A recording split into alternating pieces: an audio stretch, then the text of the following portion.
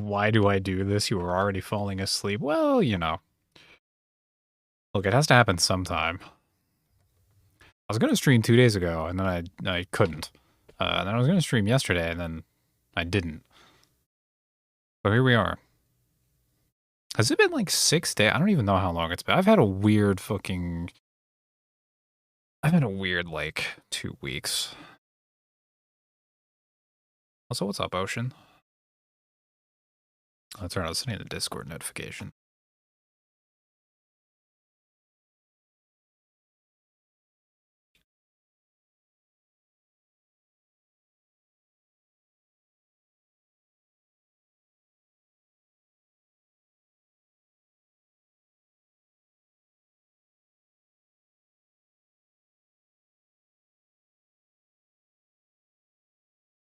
Watching Breaking Bad? Nice.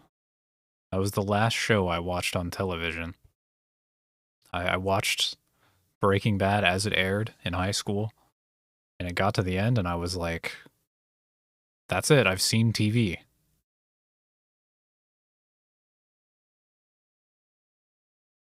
Yeah, I mean, I wasn't there when it, like, started.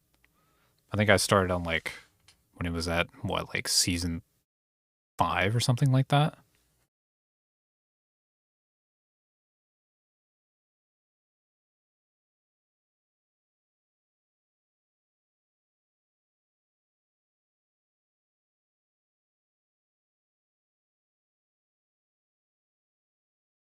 You gotta watch BoJack. Yeah, I heard really good things about BoJack. I would watch it, but I don't watch, like, anything.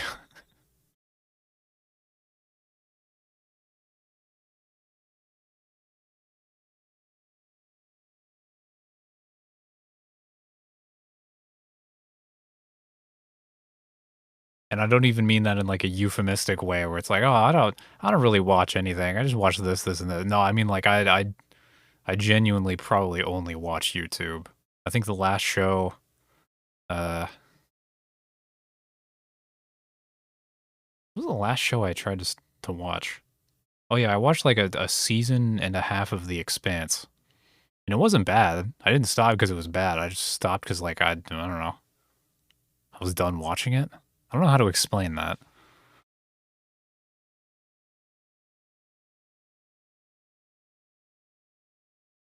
But yeah, I've heard very, very good things about BoJack. I just have to, like, I'm sure if I, like, started it, I could just go and just fucking barrel through it. I just have to get to it.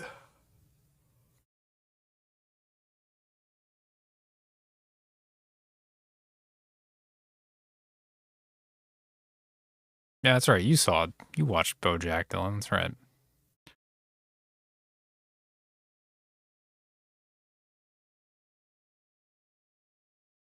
Discord movie night. Yeah, I was going to. I feel like I had something planned for like a Discord movie night before, and then like I just didn't do it because I forgot because I didn't write it down.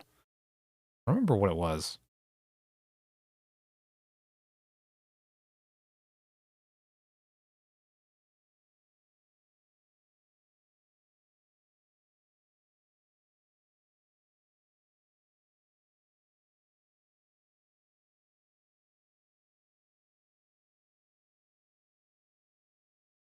Where's my water? Timeout.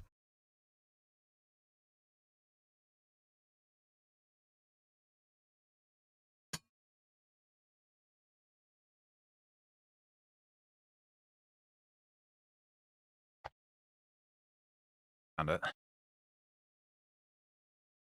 Does the frame of MasterChef count as a movie night? Yeah, I'm gonna say yes. It does. Honestly, that might have been the biggest brain move I've ever done.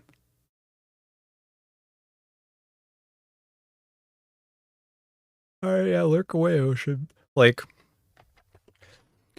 so if you think about it, right? Like, people, when the MasterChef meta was dominating, the content ratio people were getting for like, as viewers, you'd watch someone react to MasterChef and like the ratio of like content versus, I don't know, content leached you know, how much you're getting from the person watching versus how much is just like the show itself. The ratio was awful.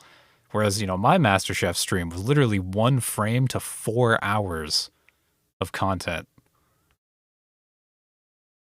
Granted, like a good like 3.5 of those hours is just me staring forward, but I mean that's pretty good.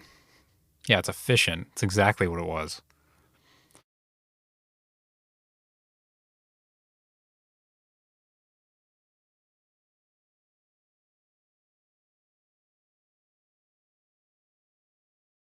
Okay, time to be confused again. I don't remember where I was. Pause? Song? Song? Pause? I just have to pause it manually with my hands. Let's see, where was I in this game? I really should have just like checked my VOD before this, but I didn't. I think I have an idea because the leg got... I'll remember once I get in. Surely. Because I think we ended it just like after the conversation after man's leg got replaced. Now I have another intermission. Pretty sure that's where I was.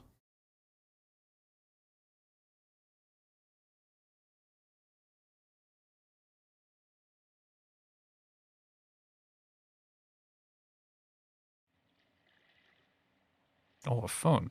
And a phone number. Gee, I wonder what I'm supposed to do here. For some reason, this reminds me of What the Golf. Just the aesthetic of this.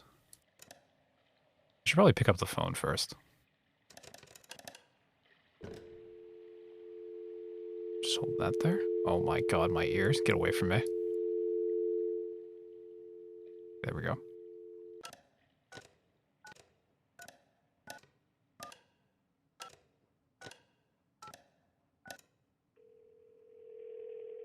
Hello? Why doesn't the number 1 have any letters assigned to it? Is that normal? Oh, we're on hold. Or is it just one of those... Oh. You have dialed into Here and There Along the Echo, a guide to the Echo River for drifters and pilgrims. This guide is a public service provided by the Bureau of Secret Tourism. Oh, no, I don't want to... Sorry. I don't want to hang up. Is it the Bureau of Secret Tourism? That seems kind of oxymoronic. Secret tourism. For a menu of our resources, press 1. If you have an extension to dial, press 9. For more information about our organization, press 3. If you don't remember dialing this number at all, press 5. Oh. To hear these options again, press 0. The Bureau of Secret Tourism is supported by a generous population of river creatures whom I fix up and grill as necessary. I am environmentally minded, and I believe all creatures are equally deserving of support in their transition to the next world. Such as a gorilla? Try to sing a little elegy, like... Oh, he's singing. Okay. Yeah. Crab or frog. Now you know that sleep is all around us, like a muggy, tranquil fog. Something like that. Yeah. It's easier to come up with these songs when I'm hungry in a sort of transcendental fasting state, but I've actually just had breakfast. A debt of gratitude is also owed to the Bureau of Reclaimed Spaces, who they're associated. and unknowingly donates this here telephone line for the purpose of this here informational resource. You can always find the latest secret tourism literature in any of our unmarked kiosks or any other old place it happens to lay. That's all I have to say about that. Hey, do me a favor. When you get a chance, call us back at extension 1928. Oh, I don't have paper. You can press 1928. 0 Okay. now to go back to the main menu.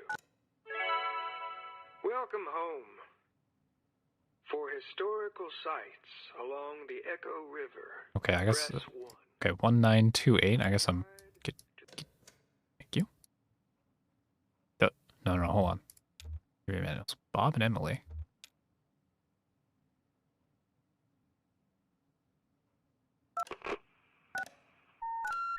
The number you have got.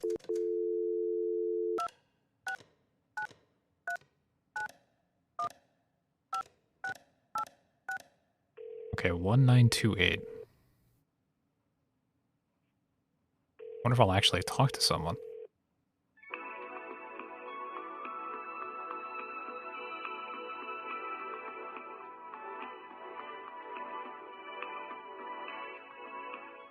Hello.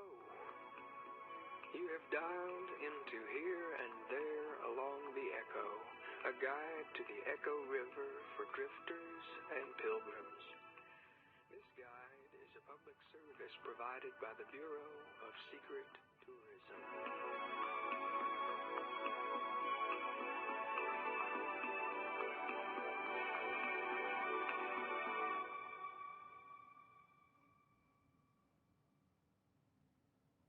For a menu of our resources, press Okay. 1. Right?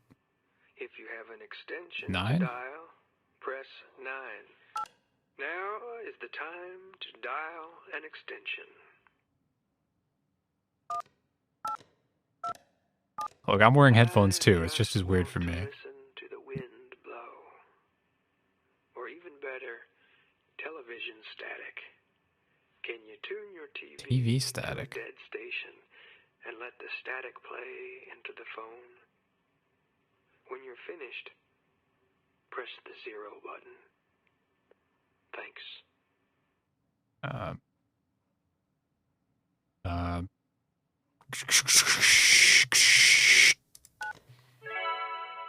Welcome home.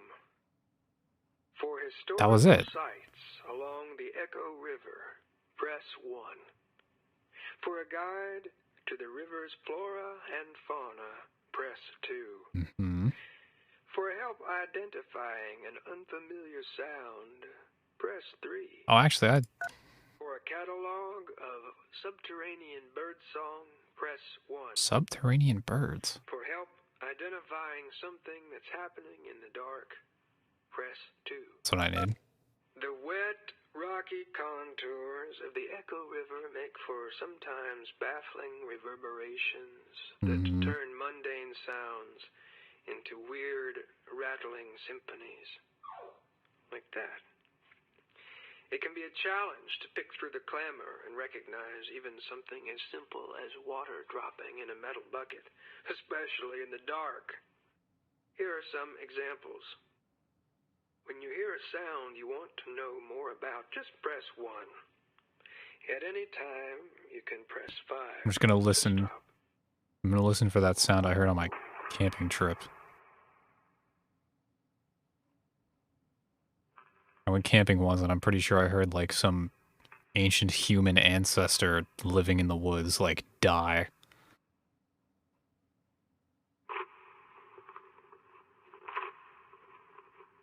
Or it was like a deer. Wasn't that?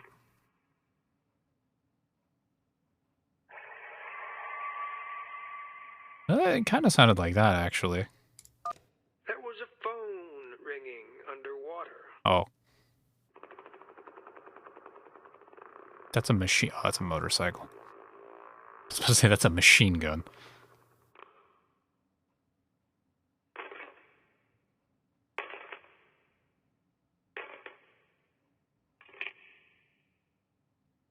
All just ASMR.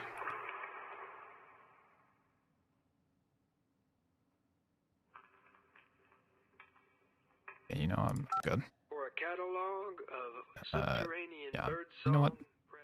I've heard everything I need to hear. Yeah, let's go, Bob. Oh, and that was the whole like Oh, maybe I should have actually listened to more things. Maybe like the destinations and stuff along the... well, I don't know. It depends on whether or not I'll go there.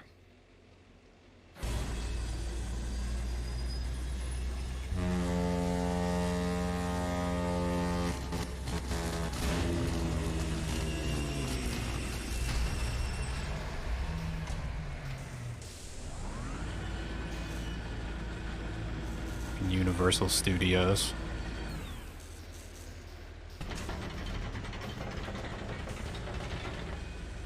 Manual 5.4 Context Backlash. General wear on the gestural gear mounting apparatus may result in undesirable play between teeth and the context and history state machine gears. Context and history state machine. Causing stuttering, slippage, resetting, and skipping. Yeah, this could be slippage. If left unresolved, the gear slop can gradually throw limbs out of alignment, blend emotions, and decontextualize gestures. See also sections 1.8 General Troubleshooting and Gesture Context. I think we're trying to troubleshoot here.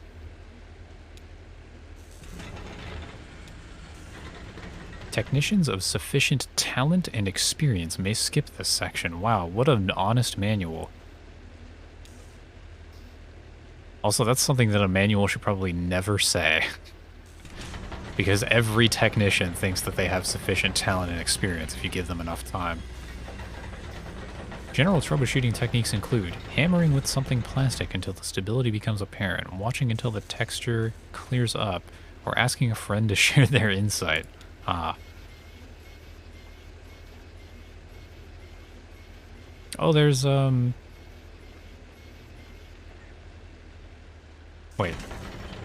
No, that's not what's-her-face. Has the same walk, but not same person.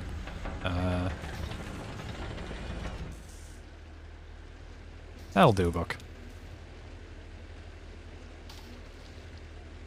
Oh no, that is Junebug. Okay. For some reason I thought... No, I was picturing her in, like, the dress during the cutscene. That's why. I try to stay clear of high voltage these days. Don't at all blame you, especially down here on the water. I mean, sure, it's dangerous, but this is where she lives. What brings you down to the Echo? Oh, right, so we got on the ferry to go across the thing. Right. Just tagging along. So we're on the Echo River, okay. Or what it was called? The River Echo? I don't remember. We're on that thing. Doesn't sound like you. What does that mean?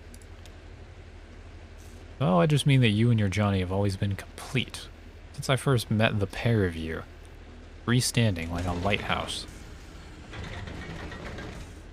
I'm sure your new friends appreciate the company. It's no shame to be lonesome. Picked you up at the Bureau tonight. Never seen you that far upriver before. I hope that doesn't mean you're traveling on the Zero. Yeah, have you been there? Oh no, not me. This old river rat steers clear of weird highways. I've been traveling this river for more than half my life, more or less alone. I think I've seen it change quite a bit in all those years, but I can't say for sure. The water has a peculiar way of making a person forgetful. You know, there's not like a lot of... I mean, we have like big rivers in the US, like a couple of them. But I don't actually like hear anything about river travel ever. I guess that's probably because I just don't live close to one that's like navigable. But I guess it's probably still as much as a thing as it always was. Although I feel like, as far as like, for the purposes of like transporting things, I guess roads are probably just faster now. Like just taking a fucking 18-wheeler is generally just going to be a lot faster than moving a boat. And also probably more efficient maybe too. I guess I don't know. Some nights I remember a place, but it's full of strange new people. Some nights I meet an old friend on an unfamiliar shore. I wonder which kind of night this is. Well, I mean, it's kind of, isn't it the ladder? I don't know.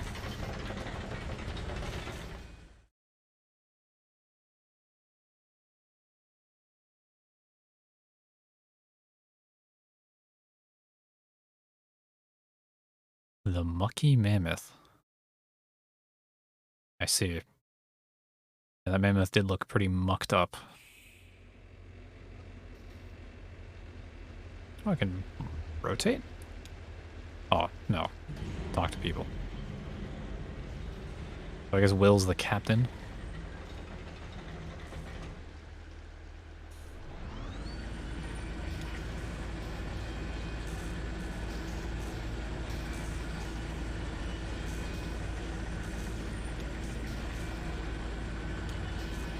Wet gears. Did you build this thing? No, this thing's probably older than I am. Got some gray in her pelt. Some calcium deposits, I guess. To be honest with you, I'm not really qualified for this work. Kate's a friend. You know how it is. Don't you? What's your story, Will? Who are you, boatman? I like to listen to them, I like to tell them, but I don't have one of my own. I also don't have a permanent address or a pickup truck or any change of clothes. I wash my laundry in the river, and in that moment, I'm truly free. Ah. Will's one of those. I mean, it's fair enough. Good on him. I don't even have any shoes. You should probably have shoes. That's a hazard on a boat. Even if it's a smooth riverboat. I should tell you where I left my shoes. What? That I'm a classically trained organist. Oh. That's neat. These long fingers and pedal-gripping toes. Doesn't matter. Minor in French literature earned me a position teaching Artaud to Zola at the university. That's definitely how that's pronounced in French. Well, some shitty governor cut state funding for our department, and I was demoted to mopping floors. Running wiring through the walls or in dangerous places. I even operated the soundboard at the student theater. Oh, that's a fun job. I've done that before. I left my shoes there at the university. It was a protest. Walk without shoes for something important or tragic. I ended up by the shore, and soon I was drifting along the Echo. It ran for a while above ground, then it doesn't anymore. Oh, it ran for a while above ground then. It doesn't anymore. But I prefer subterranean waters anyway. I see. So this is a subterranean river. And I guess there's probably some kind of biome, for lack of a better word, down here, or at the very least, like, something above ground is now underground? Kate brings me along and I record what I see and hear. Oh, I see. So Kate's probably? Yeah, okay. Kate's in charge of the boat. Try to help with the maintenance. I drop off the mail, pick up the trash. On occasion, I take the helm, I see. Well, I try to remember anymore. I listen to the river stories and my own stories get fainter and fainter. Oh, and if you talk to Kate, could you ask her when she stops for gas, could she pick me up a scratch ticket? Okay. It's interesting that he would play the lottery.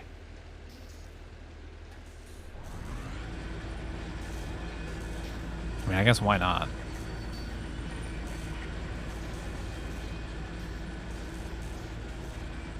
Oh, she's got a dog. Like a Doberman. How's that cold river spray treating you? I thought I saw you squinting. It's hard water, you know? Hard on the eyes. Still irritates mine a little, and I'm piloting a tugboat through 6 nights a week. Hard water. Don't be too shy to close them in public. Your eyes, I mean. People will just assume you're thoughtful. You need tea. Damn.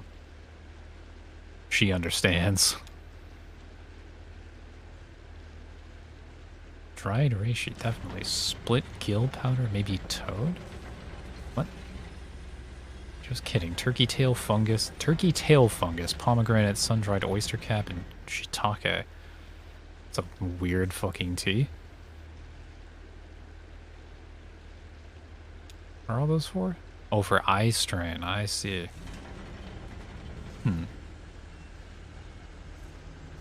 Dried reishi masks the taste of the rest of it. Sun-dried oyster cap in particular has an eccentric flavor profile. Mushroom-based. I'm a big believer in the fungal pharmacy. Oh, is that your dog? Valkyrie. She's a rescue. Isn't she dignified? I've always thought so. Yeah, I mean, got the posture. Very dignified. Wait, there's a cat below deck? What the fuck? I thought it was your cat? He came on board with you at the Mura? Oh. Well, it wouldn't be the first time some strange animal hitched a ride. Yeah, probably not. Hope you enjoy your trip on our little mammoth. Take advantage of all the amenities. Fresh air, cozy bunks, hot tea, the video... Is a video room? There's some pretty interesting tapes down there, actually. Unusual, I mean. Weird. Watch out that VCR doesn't take your hand off, though. It's untrustworthy. How does a VCR take someone's hand off?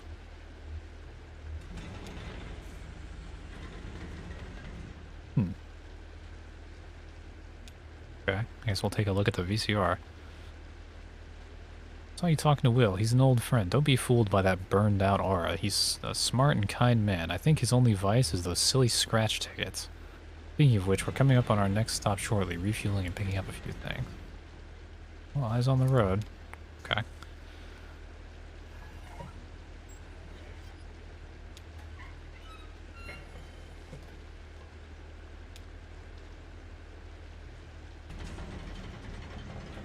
Oh, there he is. I couldn't even see him. The fog. Do you have batteries?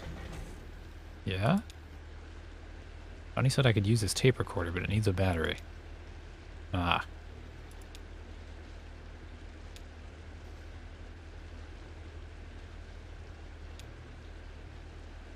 Yeah, where they didn't know what kind. Alright. Oh. Now we're Ezra.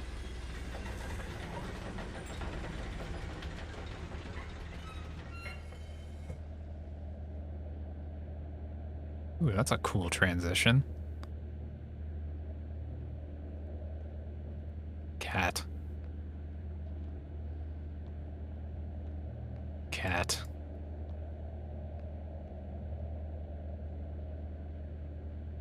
Can't interact with the cat. It meowed at me. I'll take it. Not go this way. I can go up, though? No? Okay, I guess I'm just talking to the musicians.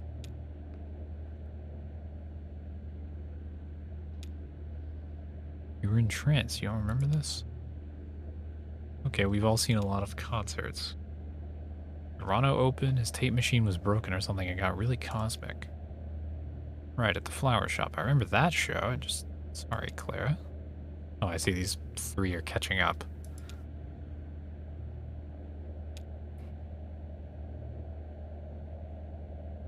Hit this button here to record. Hold it right here so you don't cover the microphone with your hands. Good advice. You'll find a lot of good sounds just around the tugboat. There's plenty of tape in there, so don't be stingy with it. Just record anything that catches your ear. It really changes the way you listen for the better. Oh, you playing a concert? Want to get sampled? Airhead came all the way from Lithuania just to do this Echo River gig. What the fuck? It's a tour, yeah, okay, I was gonna say. Or I'll be in Nashville, and then Atlanta, then over to the coast. Damn.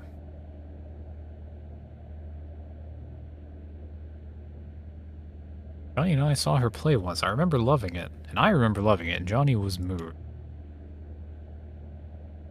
Speaking of Serrano, it's his night at the rum colony. Kate said she usually stops off there. Well, that's ideal. I'm supposed to meet a lady there to look at some old engine parts about 3 hours ago. 3 hours goes fast at the rum colony, ma'am. I bet she's still there.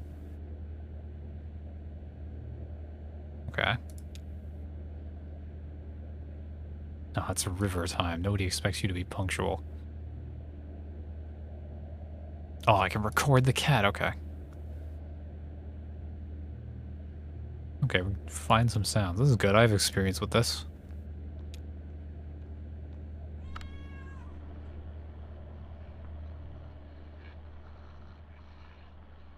Oh, his arm is... Damn.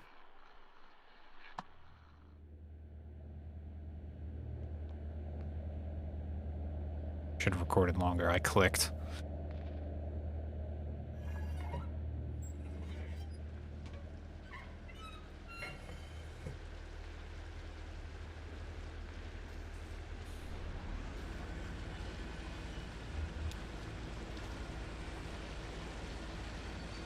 You know, it's the strangest thing. I can't remember why I came up here. Fresh air? It's homey in that cabin, though, and warm. What's that thing about... What was it when you walk through a door? You go to the kitchen for something, as soon as you pass from one room to another, you forget what you wanted? You have to walk back out just to remember, like you left a part of your brain behind. I wonder if I could follow that brain crumb trail all the way back to the room I was born in.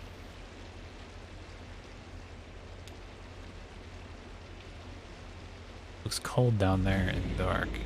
You weren't in the cabin long. Getting any sleep? Oh, does he have a beer in his hand? Is that what he has? I'm just resting my eyes for a minute. Every little bit helps, right? It's true.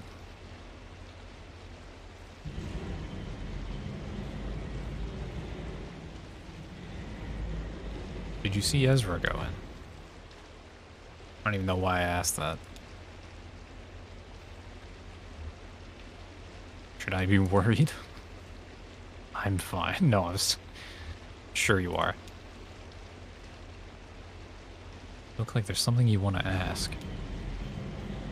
One question.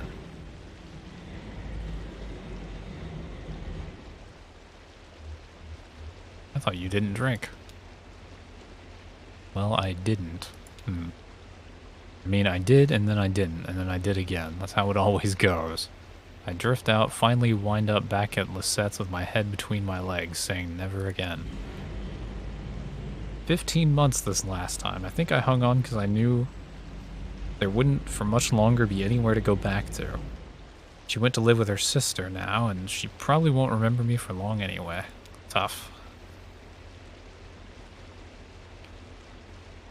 One time she picked me up out of a ditch by the road, blackout drunk at dawn. I came around later that night. She'd taken care of me. I told her I didn't deserve it, and she said I didn't have to deserve it. She's right.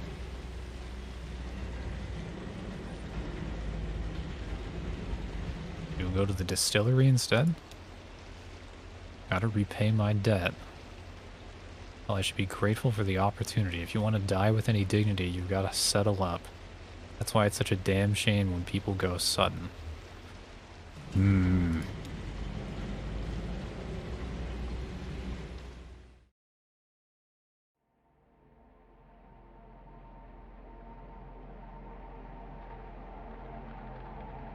Something about him saying that while actively turning into a dead electroskeleton is,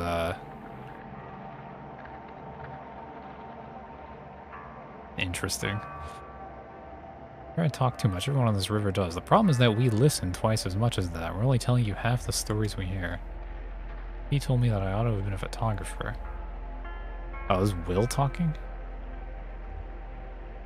He said you have an uncanny way of having been in the place at the time the thing happened there. That's the hardest part of taking a photograph anyway. Nice of her to say, but it isn't true.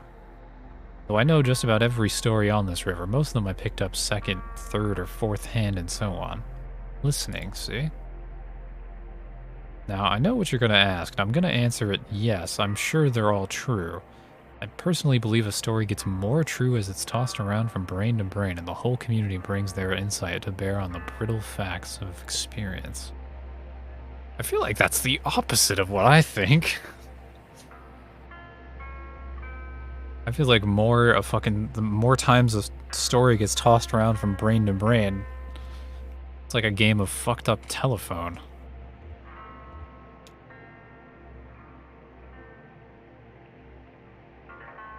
Ugh. There are a few Echo River stories I witnessed directly. I saw that big owl migration pass through. You might have heard about that. I was there when the old train station flooded. I saw the ghost of Stephen Bishop brew up a batch of white lightning on a raft. Or anyway, I talked to a few sailors who'd recently crossed paths with him, and I suspect sampled his wares. I see, so that's immediately like kind of... Because he's saying he saw the ghost, and then he talked to some sailors who crossed paths with the ghost, correcting himself. Such is memory. One night when I was working on the Mucky Mammoth, we picked up a gaggle of passengers headed down to a mail drop by the silo of Late Reflections. I knew a couple of them in passing, a pair of traveling musicians whom I often encountered on the river. I see. The others were strangers to me at the time, a young woman, a small boy, and an old man whose name I didn't catch. Oh, and a smelly old dog. He's talking about the crew. We docked at a gas station so the Mammoth can refuel.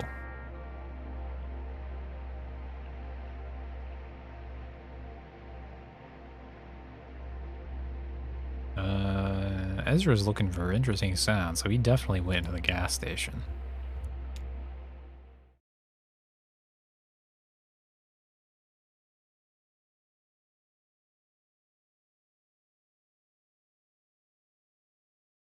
A gas station. An unnamed gas station. A nondescript gas station. Gas.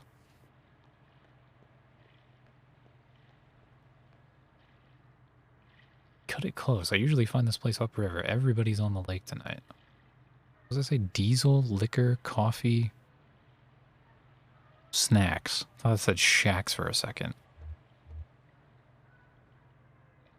The gas station moves? I guess it's a barge. That makes sense. Be anywhere up and down the Echo. Usually stop here once a night, though, to be honest. I'm not sure it's even the same one. It doesn't have a name or anything, and I never really pay attention to who's behind the counter. Anyway, it's nice to see you two. Most of my regular passengers must have gotten held up elsewhere in their journey tonight. It's that storm, I think. Look at him go. I can only hear fucking Easy Pete say that. Gonna be past his bedtime? He's nocturnal. You have to be with the company he's keeping. You don't have any of your own. I mean, no, I guess not. I just realized you two come through here so often. We chat about all kinds of stuff, but I never thought to ask about family.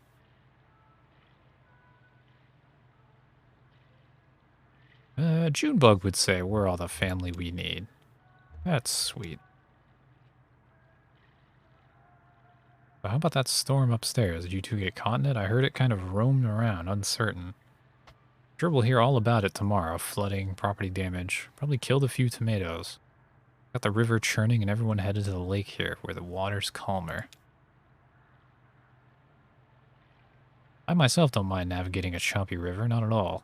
Got a good feel for it. Plus, it's better for fungal growth. Oh, I guess for her fungal tea. High water consumes the cave moths. Wait, high water consumes the cave moths. A weird way of phrasing that.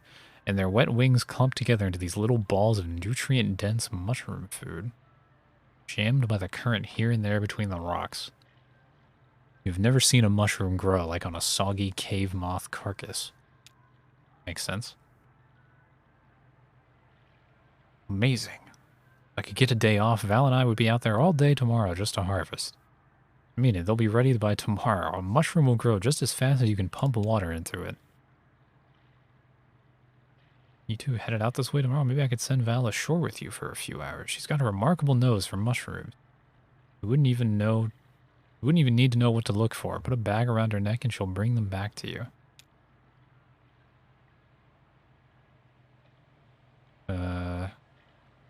Yeah, we don't have room on the bike for a dog.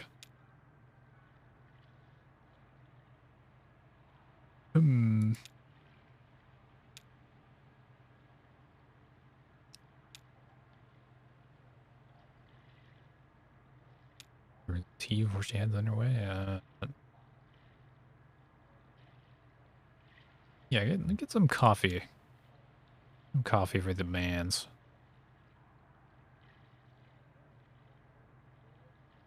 Seems like a type who can hold his liquor. It seems like he has a little experience. Yeah, well, apparently. While you're in there, can you remind the gas station attendant that this fuel's on my tab? Damn, gas on a tab.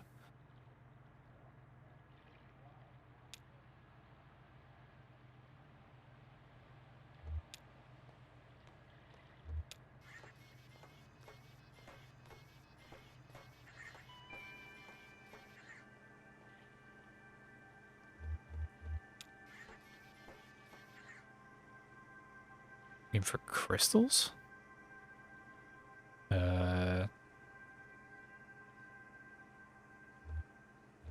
Scratch ticket. What kind? Oh god.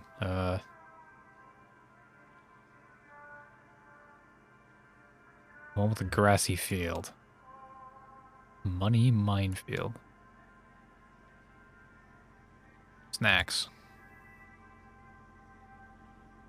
Some jerky? It's homemade. On the mammoth, I can add it to your tab. I'm a passenger. You have the posture of someone on their way to somewhere. I have it too. I just stand here behind the counter and nobody affords me any greater importance than a spider web brushed out of the way. I've learned to cherish it. There's dignity in being forgotten. Letting the crowd flow around you unspoiled. Man, everybody in this game is ready to go on a monologue like that. I used to live in a city. I mean a real city. Cleveland, Ohio. Not Detroit. I had some family money then, and I didn't have to work. I lived in hotels. In daylight, I walked wherever the people were. My only duty was to the crowd. I was its observer, its historian, its detective, its poet. Well, the money ran out, and I dispersed with the rest of them. I took my duties with me here to Lake Leith and the Echo River. I live behind this counter, anonymous, invisible, but I live with dignity. And he's like one of the debt skeletons. Minus the debt, because he had family money. Yeah, sure, something like that. I like to keep moving. It's the way to do it. I can't help it myself. Travel at the pleasure of the current. Snacks are in the back.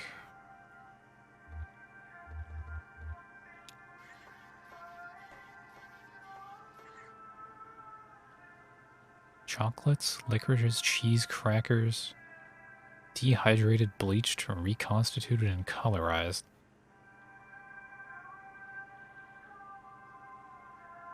An attendance, a trip?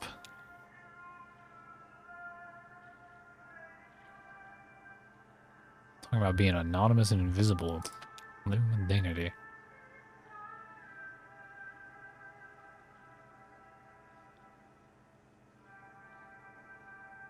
What the hell?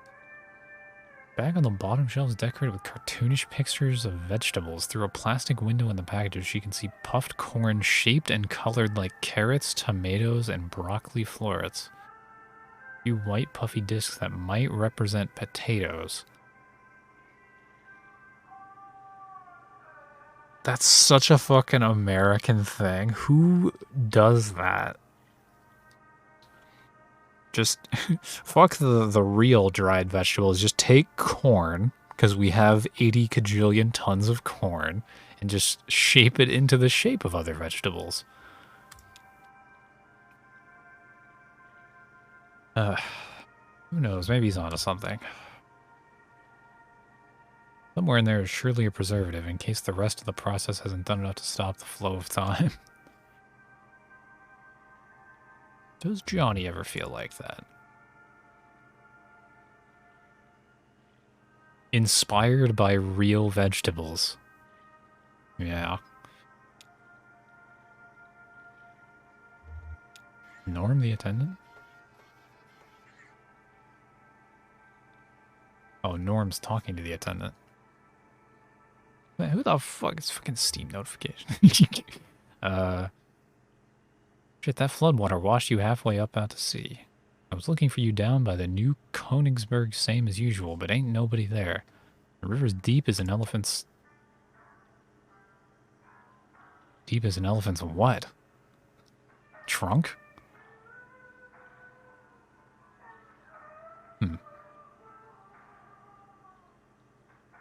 Accept your friend request, I'll think about it.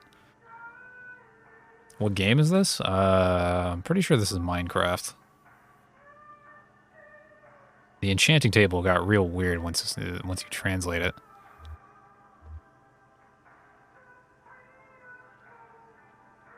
Well, I'm not gonna pause the stream to fucking accept a friend request. Actually, I don't even think does my Steam overlay even show up on stream? I don't think it does. I think I have that off, right? Yeah, it doesn't even show up on stream. All right, here I'll describe to you what's happening. I'm opening my Steam friends. There's a notification here. It says 1 incoming request. I'm clicking on the notification. Someone named Oceanix. It's a Steam level 51. Is that more than me? This is important. Well, let me go to the profile.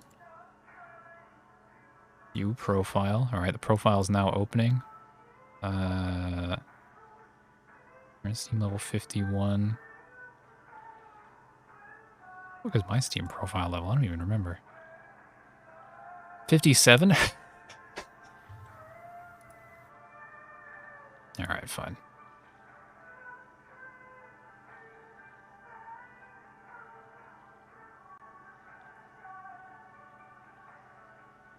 Yeah, I like many people, oh god, what, how many, that was like, what, a year ago, 2 years ago, there was that Steam sale where you could just fucking pound out Steam levels.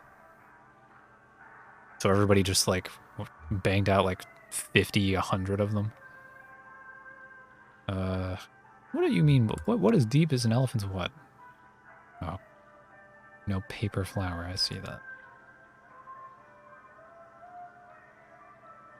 Expect you, oh, this dude's having a fucking rendezvous at this lake gas station? Enchanted to meet you. Sorry I'm late. Is that coming on too flowery or something? Enchanted? Repeating it now, I feel a little silly. Sounds pretty old-fashioned. Don't know. Damn. Dude's on a fucking Craigslist date.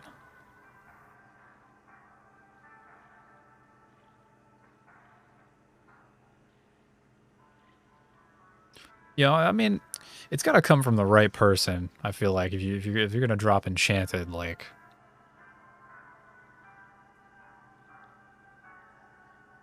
you can probably tell. You can probably tell just looking at someone whether or not they can pull off saying that they or you are enchanted.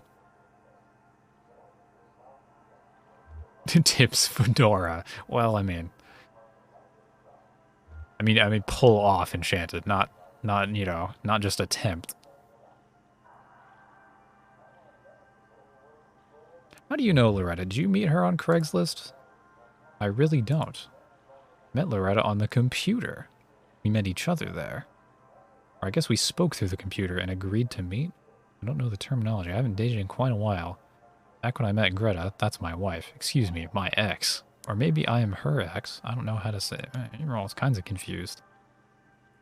Back then, there wasn't even such a thing as computers at all. Oh my god, this guy's like 400. I guess there probably was, but I never heard of one. I worked in textiles. I don't know what year this game takes place, actually. It just seems like it takes place in, I don't know. There's not smartphones. There's not really any kind of mobile phones that I remember. So, this is what, late 90s, maybe? Even then, I think there was, well, no, I guess if this is rural Kentucky, then probably not many cell phones proliferating. Didn't work out with Greta. Yeah, let's bring up this guy's divorce here. No, let's what do you do when Loretta shows up? Maybe head down to the rum colony. That's a popular spot. I forgot to ask if she likes to drink. I don't really know these days. I guess first I'd ask her about that. If she doesn't like rum, maybe I'd try to take her by the bat sanctuary. It's actually a pretty sick idea, a bat sanctuary. Need to hold some bats. Pretty romantic in a sense. I mean, like misty valleys and ruined churches romantic, not like flowers and chocolates romantic. I mean, bats can be pretty cute. Of course, they've got that memorial there. That's a little depressing. Maybe we'd kind of sail around. There's a memorial?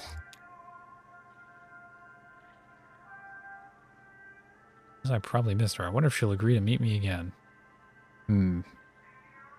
I wonder if Norm has already sent money to Loretta. Wonder if Loretta's real. I'm sure she'll understand with the weather and all. Nice of you to say so. Well, I guess I'll head on back. Supposing Loretta doesn't want to see me after all. My card is full. Oh, it's not what you... I wanted to ask you for some advice. I had to type up a sort of autobiography for the computer date, and I spent a lot of time on it, but I only got one reply, and that was Loretta herself. Oh boy. This is... this is ringing real true. I was happy to meet her, but supposing she's lost interest now. I think you could maybe give me some feedback? It's only a paragraph or so. I have it all memorized. Here's how it goes. I'm a good-natured man, retired, and spend most of my life sailing the Echo River, riding currents of subterranean gas and that strange invisible wind that moans out of the small tunnels along the bank. Seeking a companion to map the river with me. I have 2 grown children, but they live far away. No goofballs.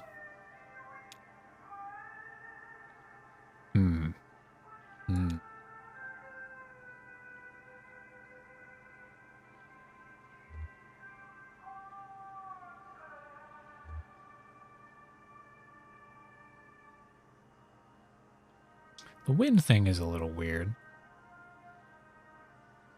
Say you have 2 kids and they live far away. That's totally reasonable. And no goofballs. I mean, you gotta be clear with people. Absolutely no goofballs, no tomfoolery, no fucking shenanigans. At least that's what he wants. Yeah, the thing about the wind is a little much.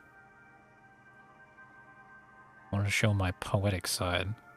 Save that for the day. Yeah, that's a good move. Yeah, you'll be fine.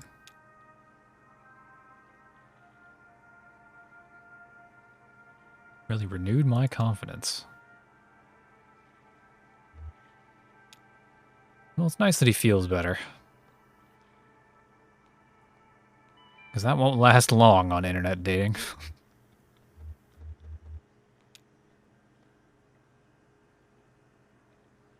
Oh, okay. You're just talking to Megan. What do you think of the other dog? Sleepy old hound dog. Came along with that old man drinking up all your beer. I'm not sure that Val would drink beer. Maybe she would. I'm a little worried about that guy, to be honest. Good thing he seems to be traveling with friends. Could you fit in the sidecar?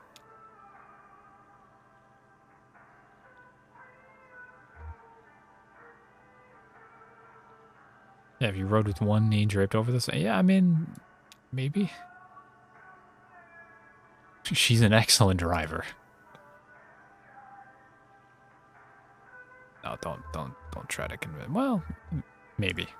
It's a very weak maybe.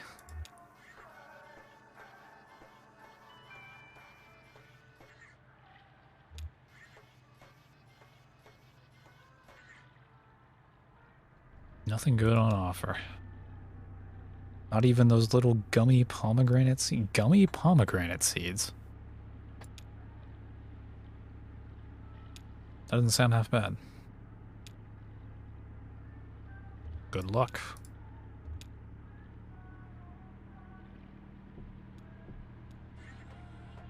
Oh boy, do I get to have a long diatribe with the attendant now? That is Johnny. Oh, shit. Little fucking raft. Oh, that wouldn't happen to be... Any of those little gummy pomegranate seeds? Had 3 boxes at the beginning of this week and they're all gone. Can't keep them on the shelves. To be honest, our whole inventory is pretty low right now. There's a delivery boat that usually swings by earlier in the night, but I guess something came up. Where are you headed? Just following Junebug. She was hidden here a minute ago. I had a feeling you two might be traveling. Oh no, this is where the monologue starts. I never travel, but I do love travelers. Yep, here he goes. What I like about this job, the travelers come to me. You live nearby? I don't know why I asked that. I already knew that. It's a cot in the back. Nobody ever notices it. Not that I do much sleeping, really, but sometimes I lay on it anyway, just to keep it in shape. I don't know if I can help you find anything. Yeah, sure. This, oh, ow. What the fuck? Glory, it is good to be among friends. What are you so excited about? Can't help it. Every time I step onto that boat alone, I think this could be the very last time. Then every time I come ashore, back among people, I think, Glory, it is good to be among friends. Well, it helps to keep things in perspective, I guess. A ritual of remembrance. Tonight particularly so. It's my birthday. I am 5 years old. What? You know why I say that? Well, I'm going to tell you. 5 years and some days ago, I set out on the Echo River alone, or so I thought at the time. I was looking for an ice floe. They're occasionally rumored to travel our humble artery on their way from who knows where to who knows where. Who knows why? It's a mystery. An hour into the journey, my lantern gave out. Now, I always carry 3 or 4 spares. You'll never catch me in the dark again. Lesson learned, buddy. But that night, when that lantern went out, I was stuck in the dark. I kept my arm extended, running my fingers along the cave wall, trying to keep my bearing as best I could, and at least make sure I wasn't going in circles. I just prayed I'd find another traveler who knew his way back to the lake or above ground, or even just a crack in the rock to get a glimpse of moonlight. A large bag of apples with me. After a long while, maybe a day, I was getting weak. I took my hand down from the rock to tear the bag open. But when I reached back out, I couldn't find that cave wall anymore, or any other. I was totally unmoored, buddy, totally adrift. It was so dark. Started counting time and apples eaten. I drifted in despair for 4 apples. Then I schemed and planned and dreamed for 2 apples. Finally, I came to accept my fate, lost at sea, and I think, in this phase, I think would have had continued indefinitely had I not come down to that very last damn apple. Picture me, feeling around and in the empty bag, certain that somehow there was another one of those fist-sized chunks of life-giving fruit, already softened by time and probably an unappetizing brown. Nope, that was it. Just as I was about to bite into my last meal, I felt a tickle on my upper lip. It hatched right then. Couldn't have been a moment later or I would have eaten it. My last apple was infested by a damn fruit fly maggot. Well, that should have been the end of it. I should have eaten that apple and that fly while I was at it. Put an end to our little food chain suicide pact, but I waited out of mercy. After all, this fly was basically a newborn child, right? A gross insect child, but still a child. Born into darkness and famine, hungry and alone. You imagine that. No other flies out there on the boat. Never would be. No other flies to welcome him into the world. I mean, no fly culture, fly society, fly history. A true orphan. Started to get depressed just thinking about it all. Worked out a thick tear, I'm not ashamed to say. That fly landed on my cheek, right under my left eye, right on that salty teardrop, and then, blinding glory, his ass lit up like a candle. It wasn't a fly, it was a damn lightning bug.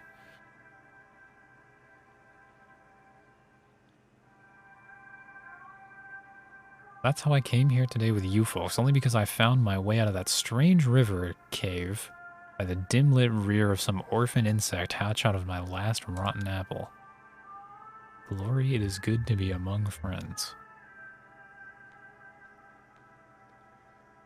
He just leaves.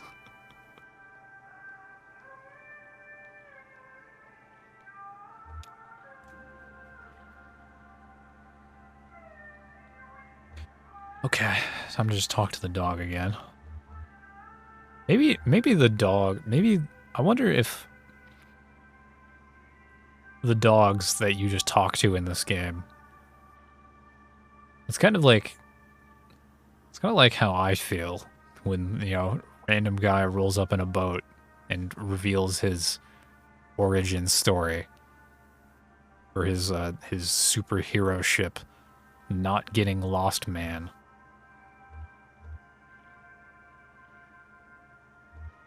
Did Johnny talk your ear off out here? I suspect there are some things he can only say to him. Actually, damn, he's even got me talking to dogs now. Don't think I'll make a habit of it, no offense.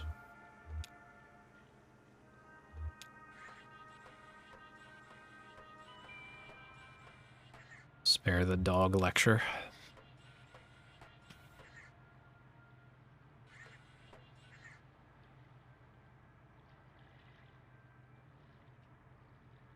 That guy's a trip, that gas station attendant. Did you talk to him? It's funny, he actually reminds me of that frog we had for a bit. That frog you had. I like to think he was a part of the family.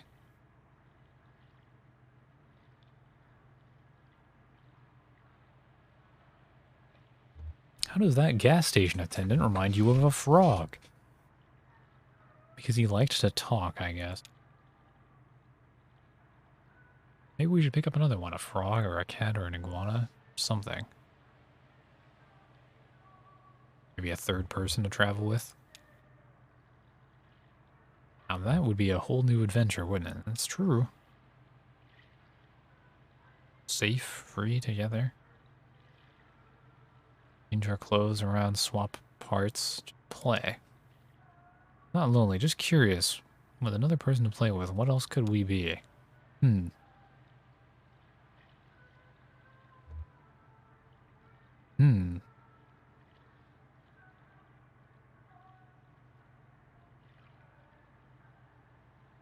Keep it in mind. Don't rush into anything. Yeah, no rush.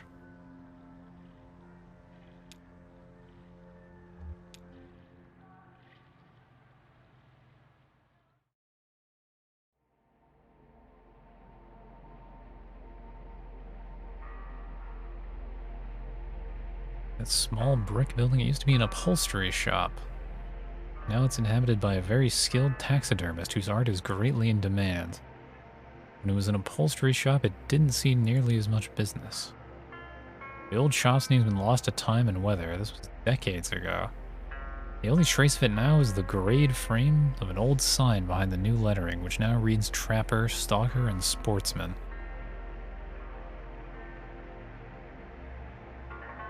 Is Stalker like a legit hunting term? I could see it.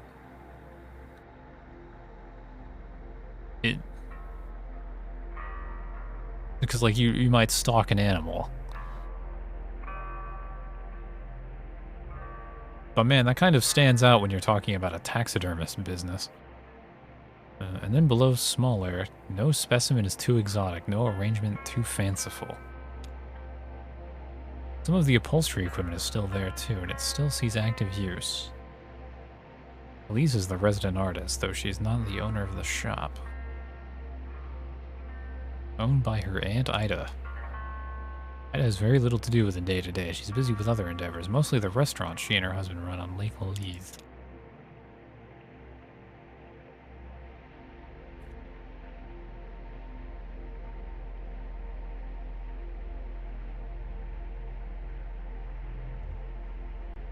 Ooh. A rum colony?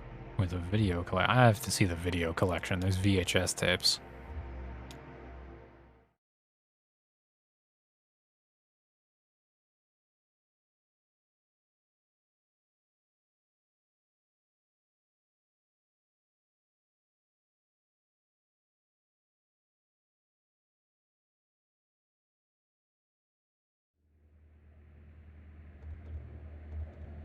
Hmm.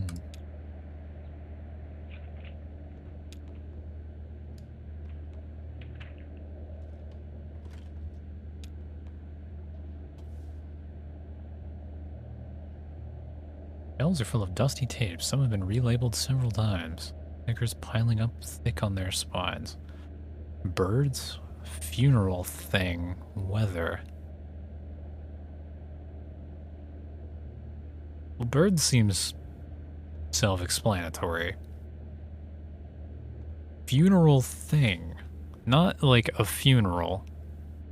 Or like a labeled for a specific person's funeral, but a thing for a funeral? And then weather. Weather is like all... Weather is like time-specific information. Why would you need weather record? I'm more curious about the weather.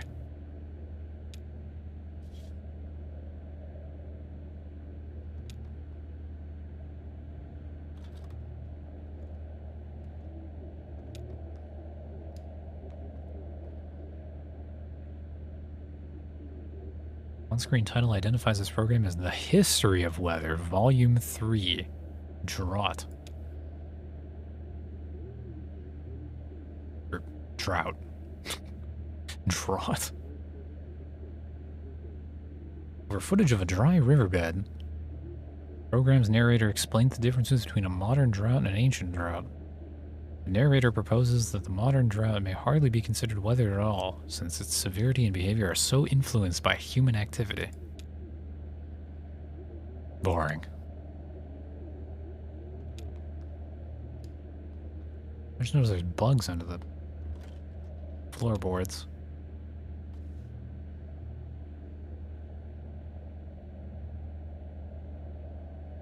Question marks. Science. Okay, let's do the funeral thing. I can't avoid it.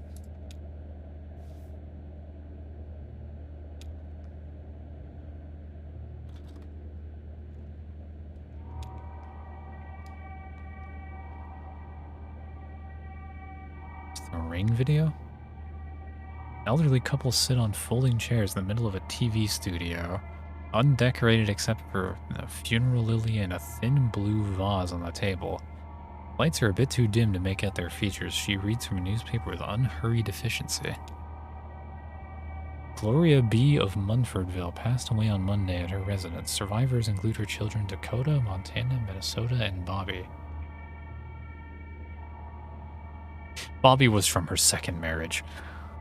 All of Munfordville.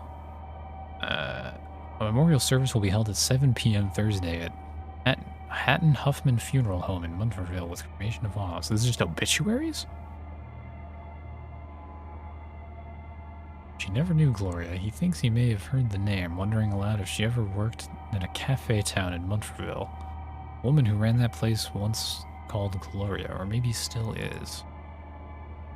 They take a call. Someone who knew Gloria B., if not very well. The caller once installed a satellite dish at Gloria's house, a 900-square-foot ranch-style home on 2 acres at a dead end, backed by weeds and pine.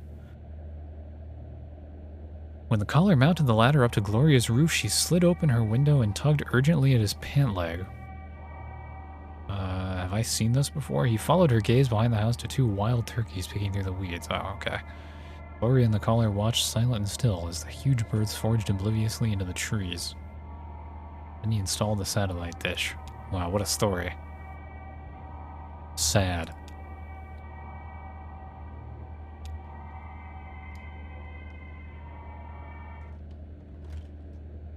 Wonder if any of these tapes will make me feel sardonic. Art thing. Birds.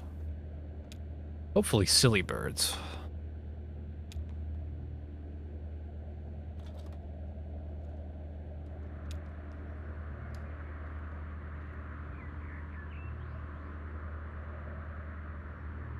Blue-black morning swings across the screen. The bird watcher tramps through dewy grass. He stops with a wet grunt. A wet grunt. That's a description. And rests the camera on a pile of rocks. Birds from Great Distances, Episode 12. twists the lens by the hand, pushing the frame past trees onto the road and coming to a halt, zoomed in on a fuzzy fist-sized artifact resting on the momentary stroke of a telephone wire. Shannon and the birdwatcher observe. He breathes heavily. She holds her breath, like she's afraid he might hear. Afraid of distracting him or of being discovered and contaminating his perfect isolation. Traffic picks up, indifferent. As the sky lightens, the black smudge in the center frame gradually becomes more prominent, but never in any greater detail. Not bad.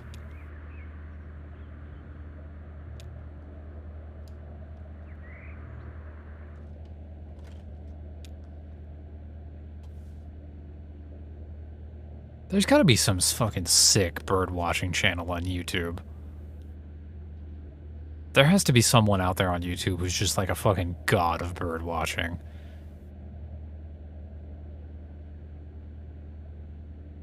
Man. There's more birds. What's science? Some science experiment? Some project? Science class, maybe?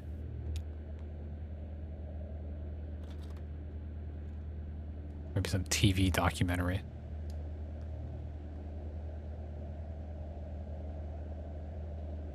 Looks like Will, though much younger, reclined on a sofa and taking calls. His arm draped over the back of the couch holds a bottle of something clear. People call in with stories of their encounters with the supernatural. Will offers little commentary or response. He acknowledges them. Sometimes he interrupts to clarify or repeat something back to them. Mostly he just listens and pulls from that clear glass bottle. What a job. Handmade banner strung above the couch reads, "I believe you." Some public access television.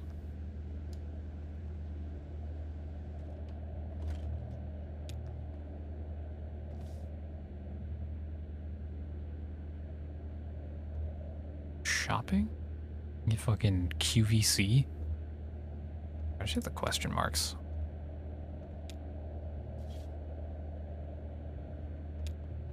And that cat has just been sitting there this entire time.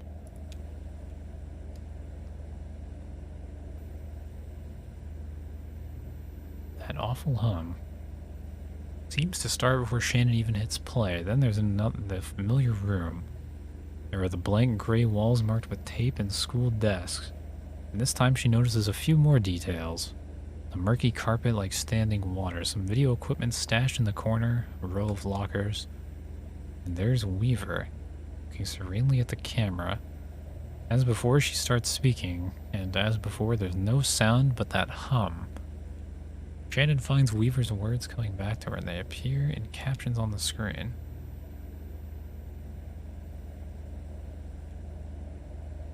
Ah.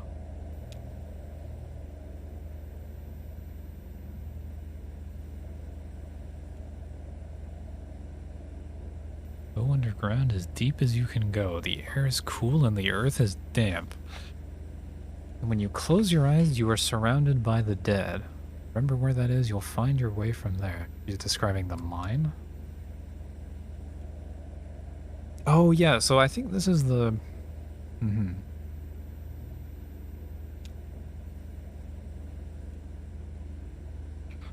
So I guess that's what...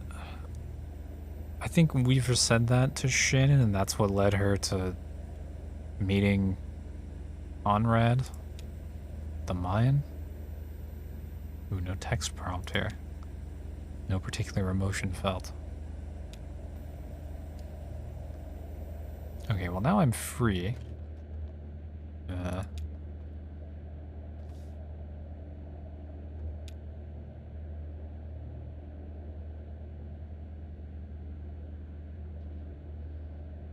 Look at more birds.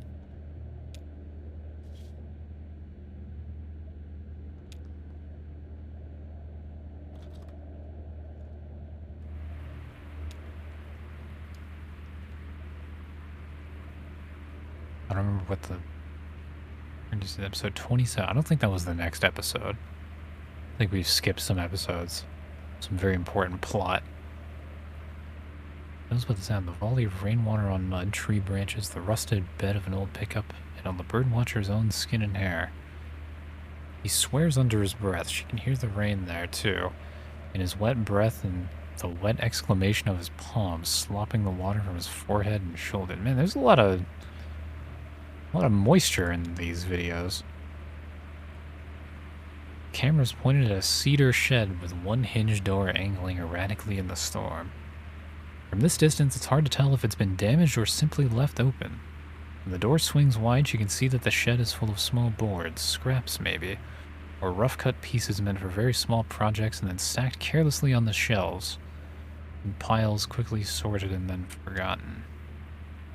And there's the bird. A blue ball taking shelter on the shed floor, nested in scrapwood. What a series. It's not even like... I don't even think there's any... I don't think there's any commentary happening over this video. It's just literally some dude who sees a bird, fucking whips out the camera and just zooms in on it. That's awesome.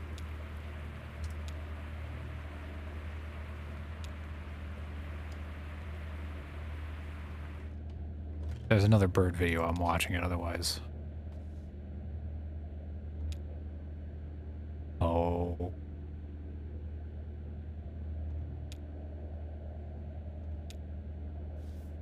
Oh wait, this bird's again. Is this the first bird's video?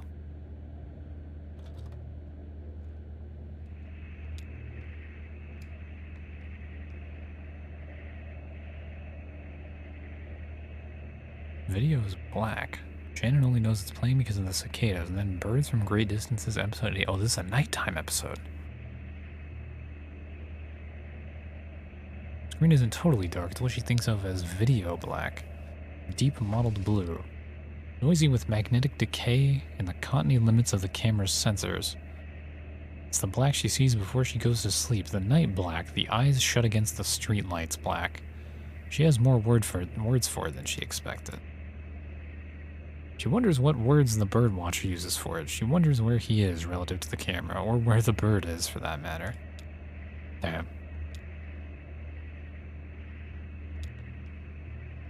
No birds visible. Shame.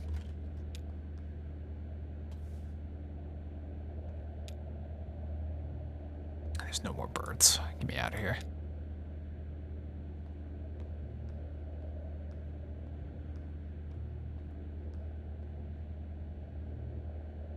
Still no cat interaction either.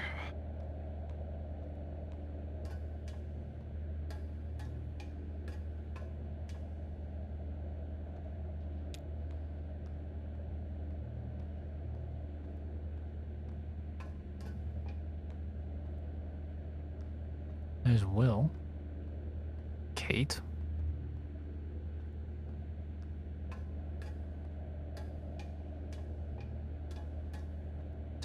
Oh, this is the bridge.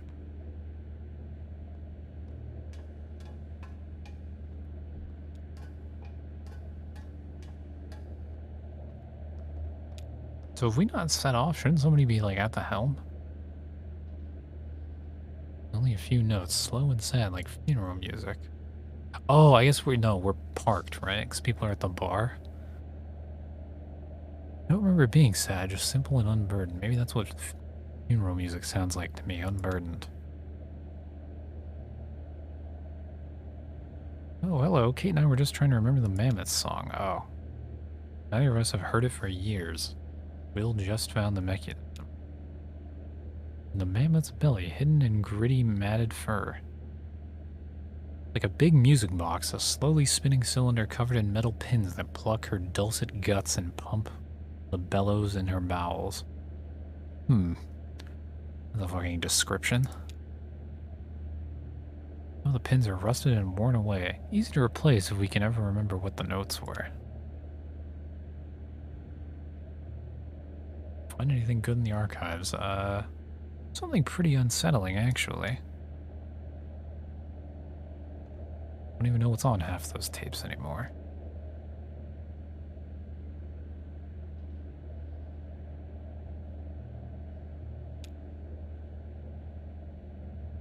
The VCR devours anything you leave in it. Just switches into record mode at random, I think. It picks up whatever's coming in over the antenna. I see, so that's maybe how the Weaver video got on there.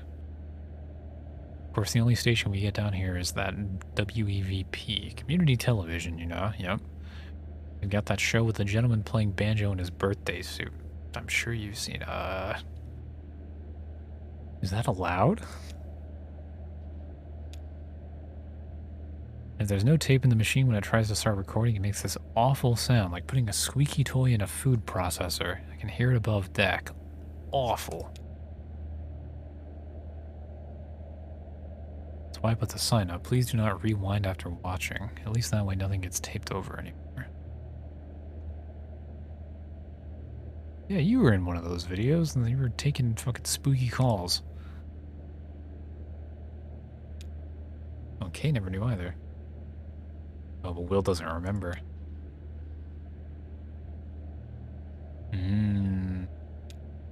Second-hand information, eh?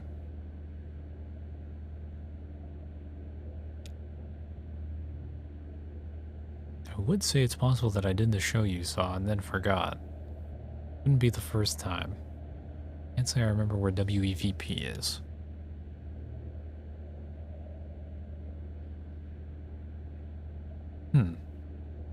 Dashiell.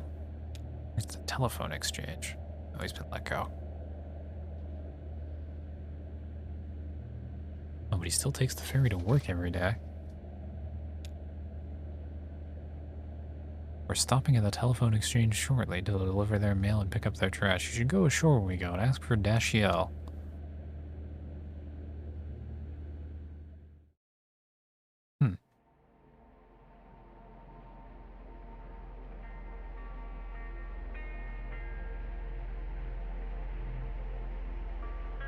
Rarely miss a chance to lounge on the beach around the rum. Oh yeah, we missed like the concert and stuff. I do enjoy drink, though I don't find their signature liquor suits me, but this time I like to stay aboard and shoot the breeze with Kadors and mineral water. Still, I heard reports. I heard the old man went a little deeper in his cups. Not at all surprising, he seemed to have some momentum, and Patch mixes up some pretty magnetic drinks.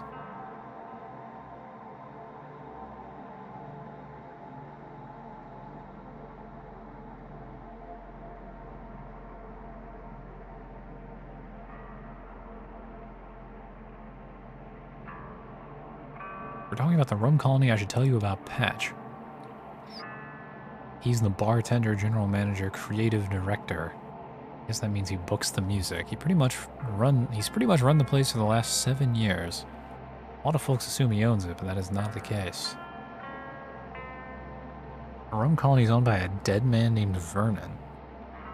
Technically, it would be owned by the power company. Once bought a sizable interest from Vernon as a part of the state-sponsored investment program, but a clause in that arrangement requires them to keep their hands off the day-to-day. Most of the profits, so long as Vernon walks this earth, the upshot of all that nobody came forth to identify the body. Patch is a good guy, though. Kind, trustworthy, and he mixes a strong Mai Tai, if that's your thing.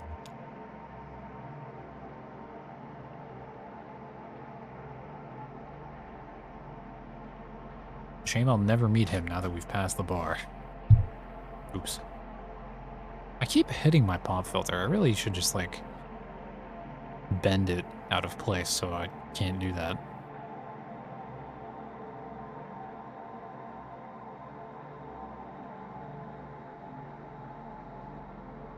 Clara, Kate, and I stopped to do some business by the telephone. Sure.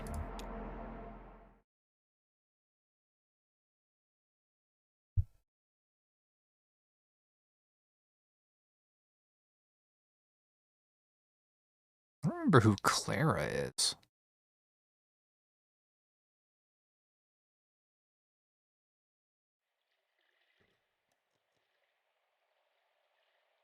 Damn, we're all just waiting for this guy. Or girl? Person? I have a few calls to make. What are you gonna do? It's a good question. Thought I'd stretch my legs. I didn't realize this place would be on floating barrels. Back when I was driving long hauls, that's the real big trucks. Sometimes wouldn't leave the cab but to pump gas. Took my meals in there, slept in there, changed my socks in there, you know, the whole thing. One time I was hauling a bunch of big spools, telephone wire, I think, actually, from California into Washington State. You know where that is? It's on the way out of map. In between California and Washington, there's a place called Oregon. Wow, crazy. And you can't pump your own gas there. They have a guy who does it called a gas jockey. You better not even open your door. They'll get all suspicious. Drove through California and into Washington, and I refueled in the middle in Oregon. I didn't set foot out of my truck for a whole day. I came out of that cab, the ground rushed up like it missed me. Gave me a big ol' kiss right on the chin right here. Wow, he's getting old.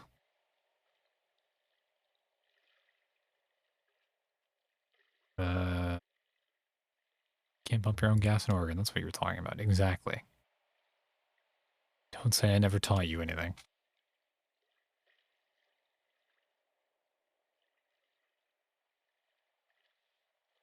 Man, he's really drinking away his problems lately.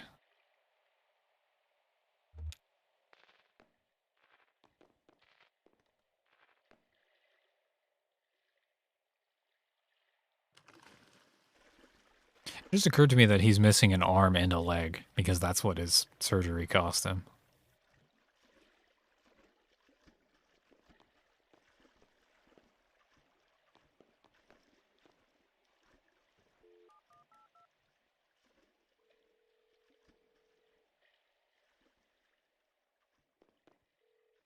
Oh. I remember going to a house in Aroostook County, Maine. I was 2. We were moving, and we were driving up in a white Nissan station wagon with faux wood paneling. And Yes, this is another it was the insomnia first time stream. ever Welcome. seeing the house that I was gonna live in for the next 7 years. It's so weird when this game decides to do voice acting. I mean, I guess it's not that weird. It's usually... It's almost always over the phone, actually. Because that number we called in the interlude was also voice acted.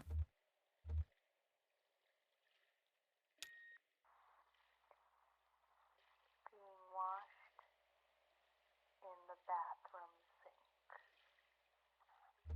Oh, really faint, too. I was just parking my car. I had to parallel park it. The street that I live on was full, but there was a nice. But it just got cold today for like the first time in a long time. So I had the heat on.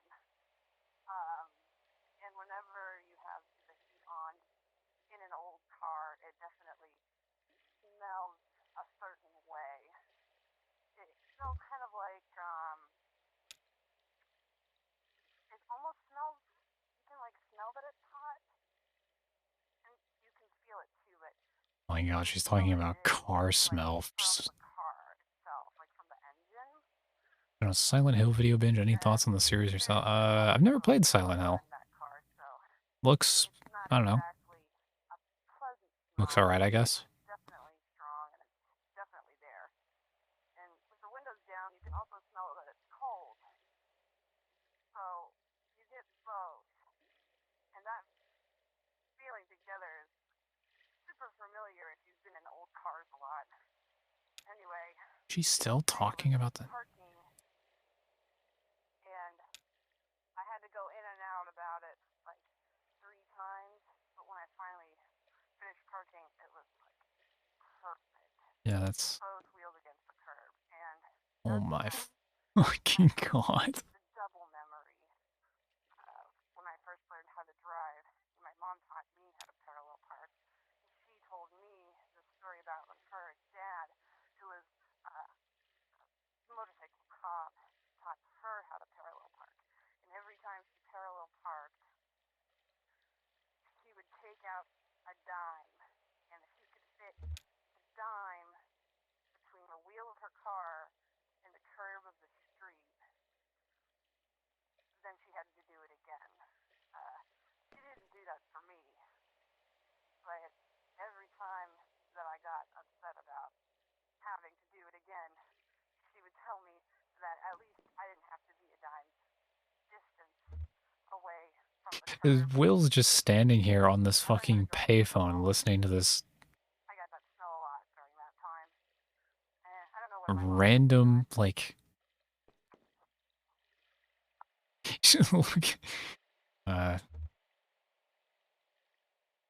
yeah, that's alright. Had enough of that.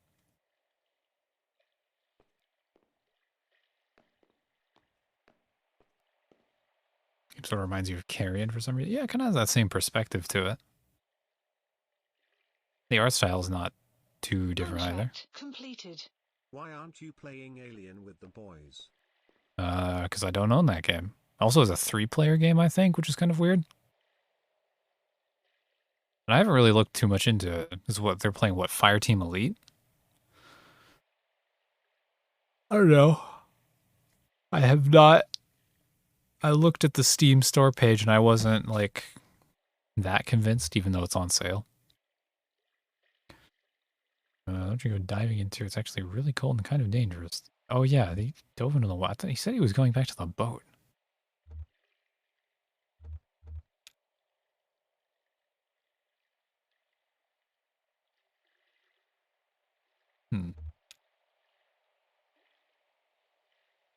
Actually, I guess the main reason I'm not playing Alien with them is because I need to finish this fucking game.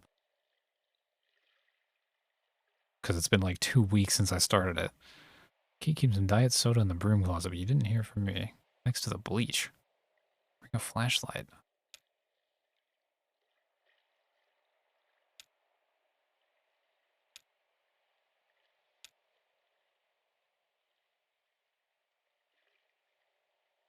And where's Ezra? He's following his friends. The young woman, your friend?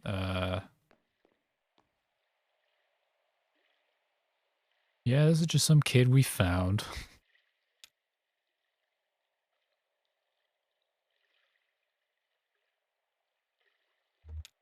Him and his giant fucking eagle.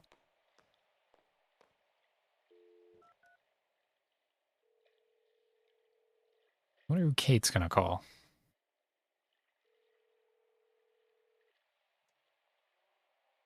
Summer.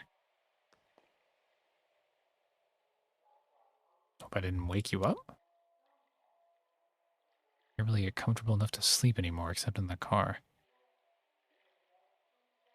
Not driving, in the passenger seat reclined.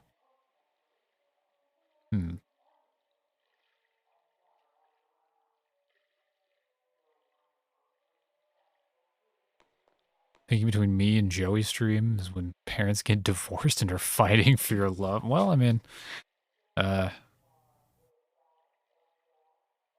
if that's the metaphor we're going with, I would say Joey's probably putting up much more of a fight than I am, because he actually has like a stream schedule that he holds himself to.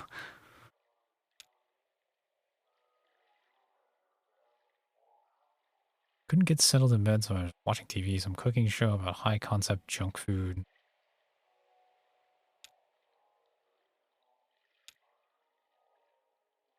Yeah, okay. Oh, she's got a baby, okay. Promise a 24-hour ARAM stream. Why would he promise that?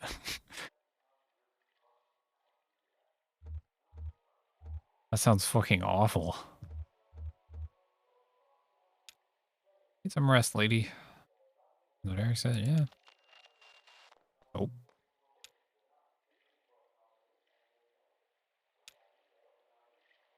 Phone's down here.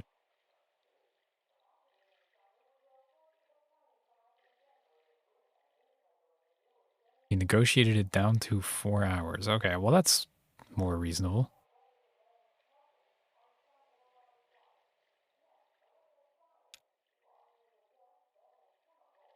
Pager number. Oh, there's pagers. Okay. Like guess that makes sense.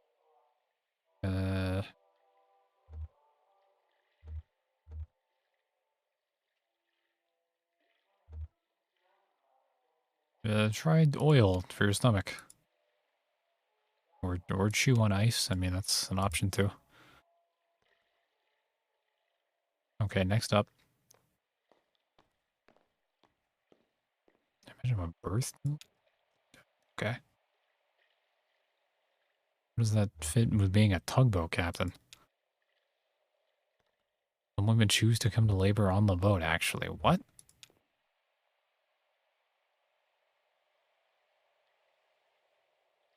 The rest I have a backup, just in case I can't get back to dry land in time. I've been lucky and only had to lean on her a handful of times out of several hundred births. You never believe how many people are just born all the time.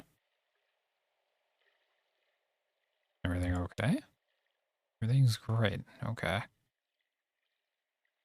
Some women just know. It's amazing. Others are caught totally by surprise. And went back aboard. Yeah, he's been drinking a bit. Good old Connie Conway.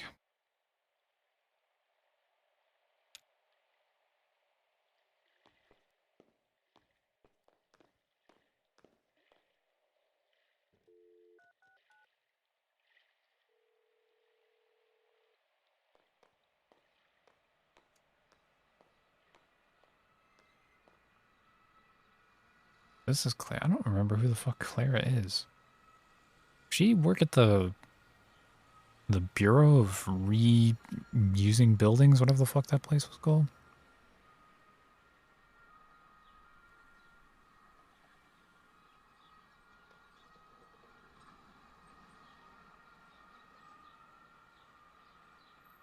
Yeah, isn't the stat for like births like, isn't it like, I actually don't know, isn't it like once every 3 seconds a person is born? I actually don't know. It's probably more than that. Or it's more rapid than that. Nadia. Sorry, I've been traveling constantly.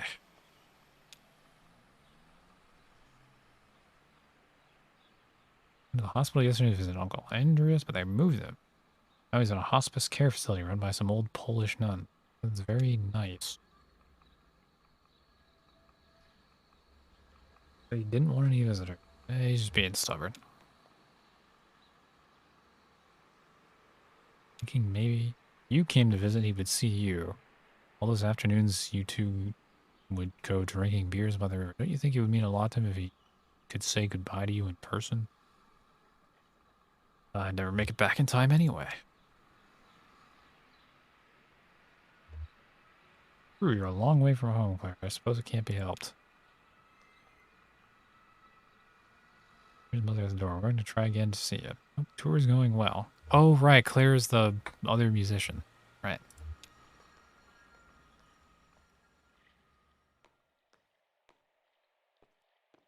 Hmm.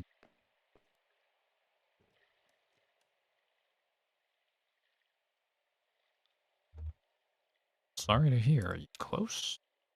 Yes, but only recently. Only met him a few years ago. Name.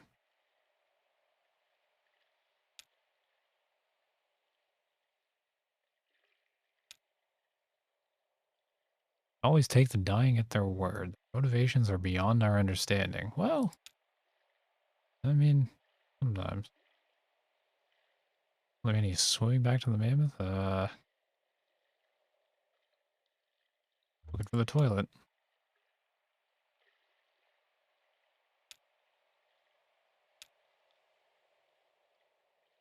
Brandon. Oh, is that this guy? That's the Bureau of Reclaimed Spaces. Coming back this way.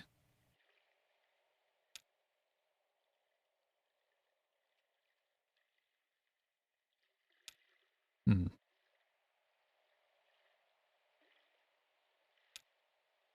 You folks are traveling with that old guy with the leg. Is he okay? Came by the storage facility. Oh! This is the dude who was at the church. Or not the church, rather. The church that was relocated to the storage facility. Or, yeah. Holding the sermons in a fucking storage shed. Totally bit it on the staircase. He's been drinking a bit. You know how it is.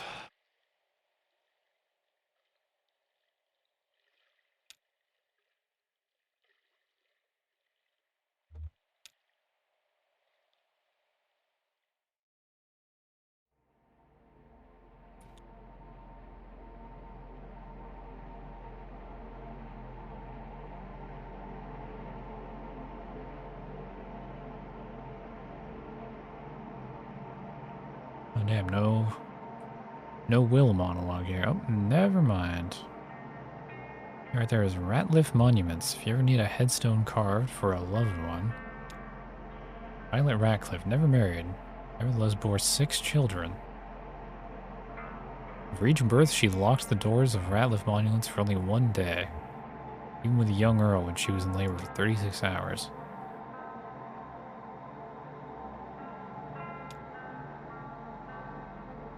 At the unyielding disposition of a cliffside, none of Violet's children had any desire to go into monument making. Well, Earl was more interested in car speakers. Sounds like a very Earl job. This was to be a lifelong passion for Earl, though cut short by bad wiring. R.I.P. One of the shop fell at last to young Earl, the only Ratliff. Yeah, 36 hours of... He was in labor for 36 hours? Yeah, that's pretty fucking long. Although I don't think that's unheard of.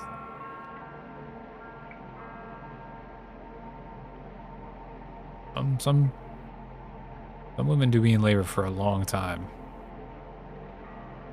Yeah, 3 hours is not bad. Another shop fell at last. The mother passed at 82, who then had the honor of engraving her headstone. He's done well for the most part. His craftsmanship has suffered over time. He's shit now. With his hand, cut and bruised by missed strokes, shaken apart from the inside too. He learned from Violet when striking a block of stone with a mallet and chisel to absorb the extra shock right into his bones so as to keep the apparatus straight and carve a perfect line. Spends his time outside work just caring for his hands, soaking his bones in salt water, doing little exercises and stretches. It won't improve the straightness of his marks, but it might put off the day he finds himself unable to carve a line at all, scribbling on rocks like his ancestors.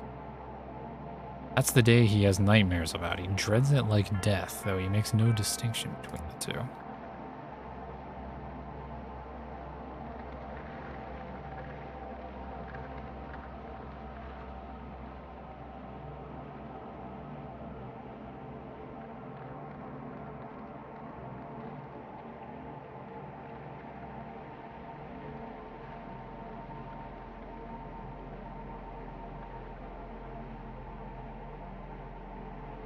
I made a Minecraft house that looked like this once.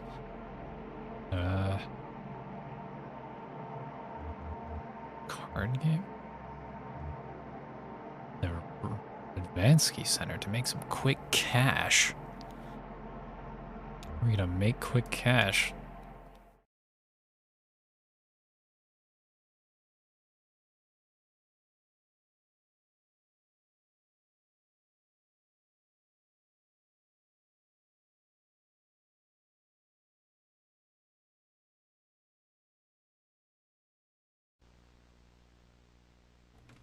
Oh. Alright, 5 Nights at Freddy's, here we come.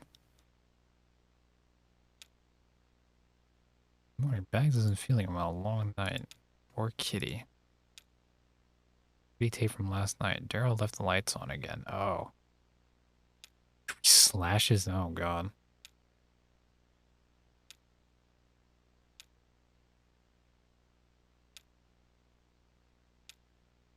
old vending machine that only has tomato juice. No, the old one they just stopped refilling. Remember we rolled it out into the dock last August and the scavengers stripped it for metal in the middle of the night? Daryl cut his hand cleaning up after them. Got infected, remember? No. Anyway, the rest of it ended up in the coat room until finally Daryl was piling it into a big bag for the trash barge to pick up, and he came across his box lost behind all the junk. Check it out. And I wish I could see the box. A bunch of old videotapes. A bunch of videotapes and completed questionnaires. Looked up the reference number and it's never been processed, so I guess that's what we're doing today. No data on it. We'll just have to make one up unless there's some footage of a calendar or something in there. I guess these are the old tests before we started doing the video exit interviews. I'll run the tape, you interpret the questionnaire, and I'll type it up.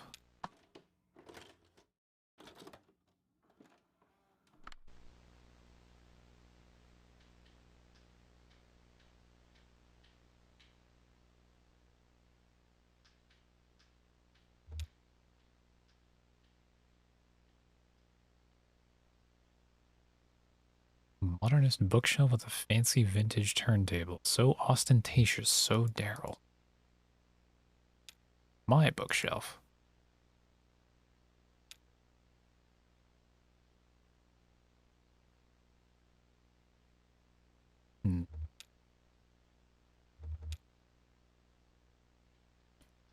So this is the center, I guess, that we pulled up to? There's some illustration on the wall. Poster.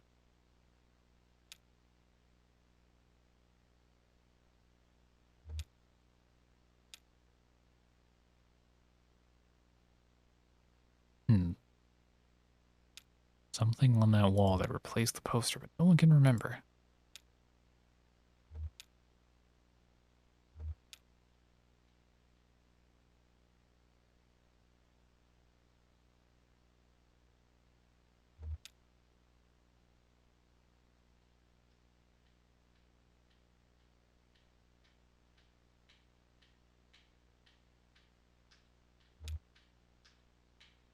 It's the survey?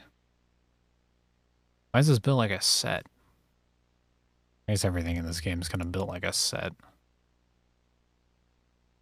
Some basic information. First control test.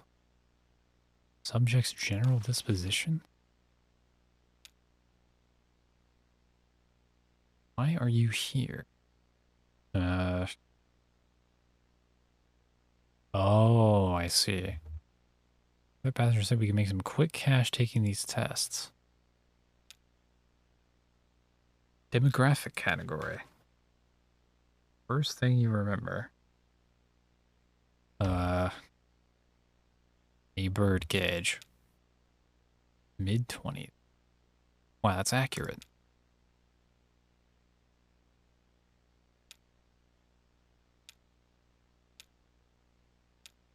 Carious. Name? Marquez. Oh, right, okay.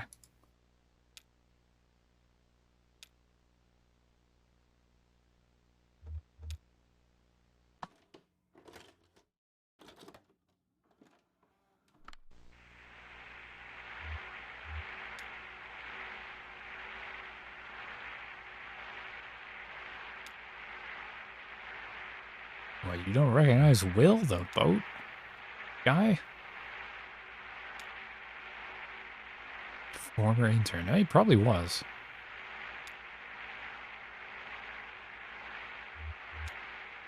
Okay.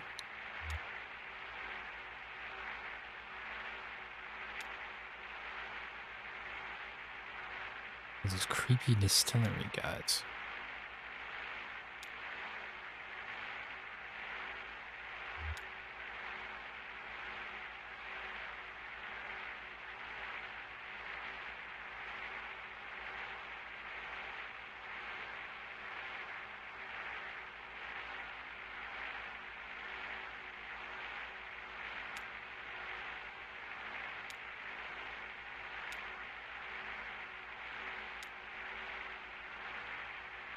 Hmm.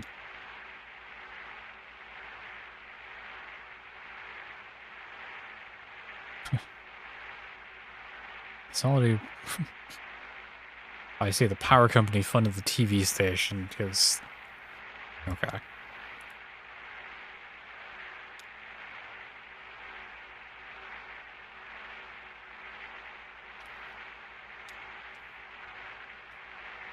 The naked banjo guy, yes, this is established.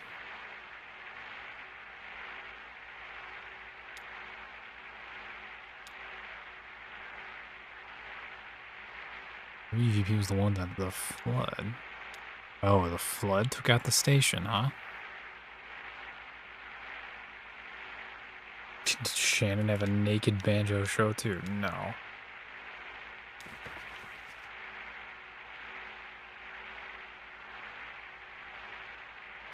I grieve for fading memories. He did the weather. No. Yeah, Weaver worked at the station.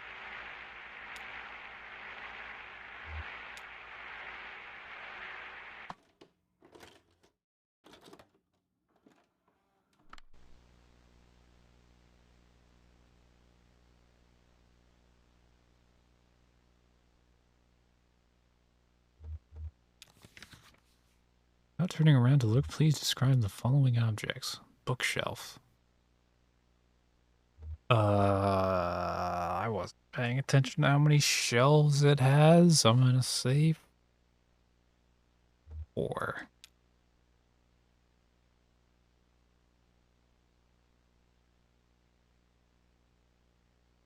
It is nondescript. It reminds me of a library because it's covered in books. Poster. I remember circles.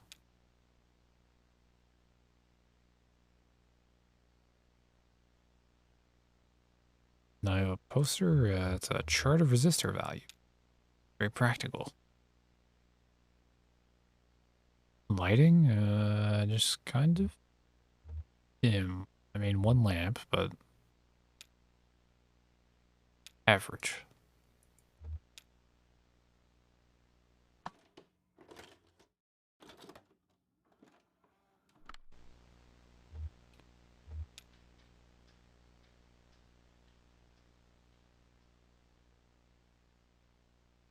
How many pictures did she remember? 2 or 3?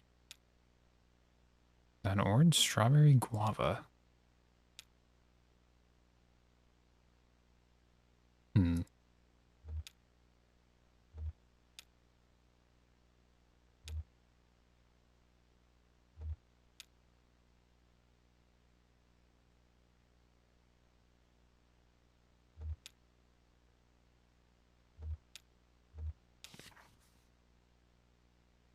Describe in detail any sensations that accompany your memory of the pictures.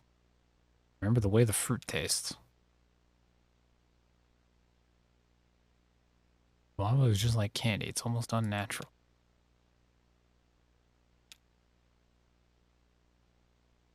Skip the pictures. Well. So I guess this center exists to test people on their, like, their mental abilities, because traveling on things like the Zero and I guess maybe this cavernous river might also just be bad for your brain.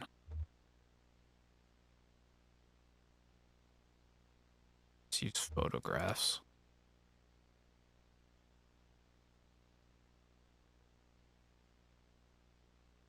Hmm.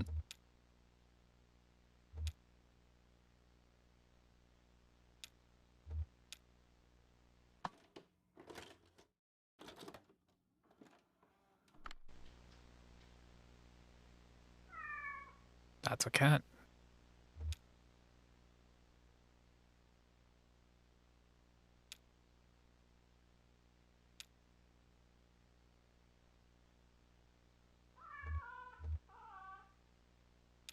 Coconut, eh?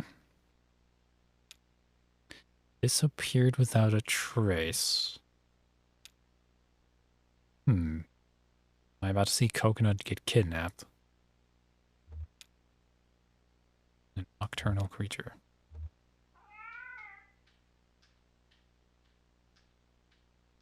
I would like to pet the cat, please.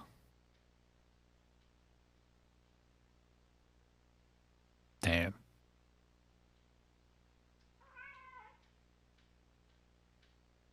That's like a real interaction with my cat. I just walk over to it as it meows at me and I stand over it.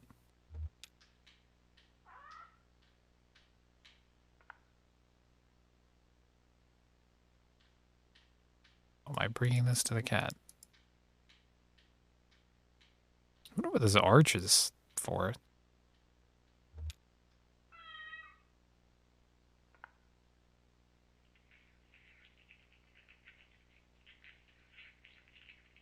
Wow, this cat's a loud eater.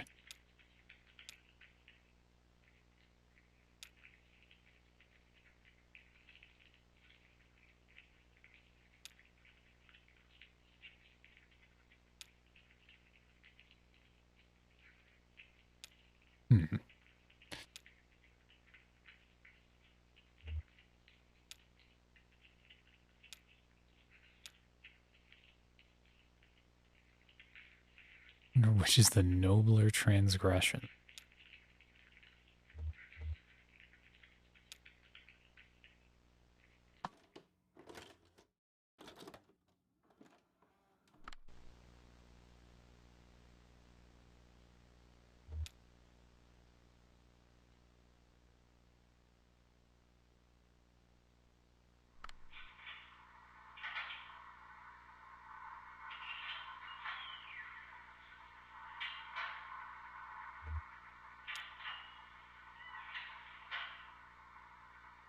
Before the CD players.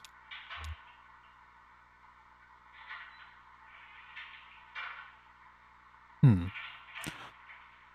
these two are talking about this footage, like, I guess I should have figured that out based on where they found, like, these tape recordings.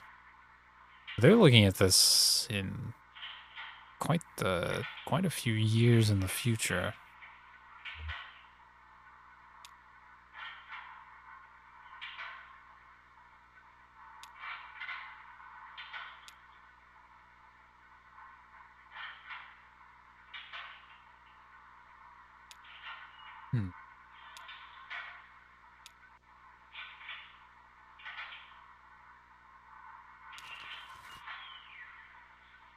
What were you thinking about immediately before listening to the vid? Thinking about my friend.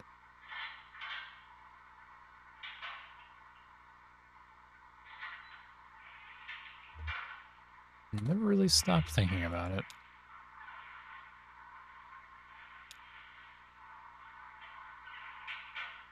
Introspection index.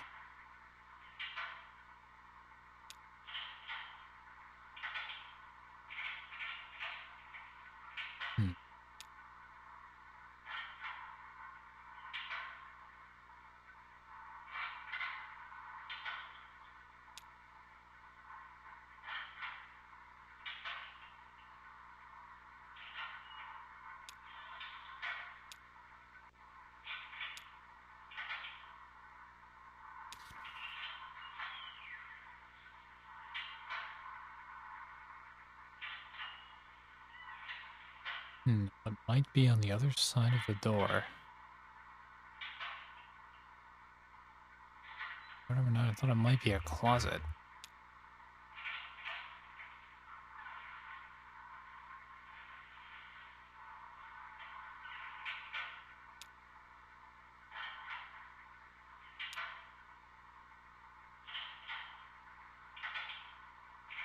Got a grant proposal to get a question into a survey?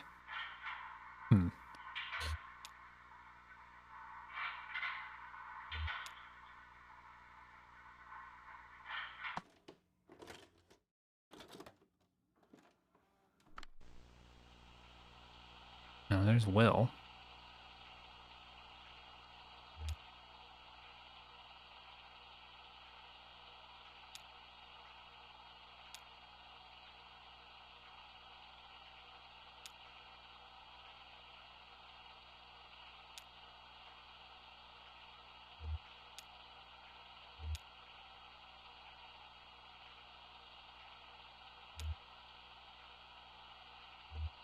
Yeah, okay.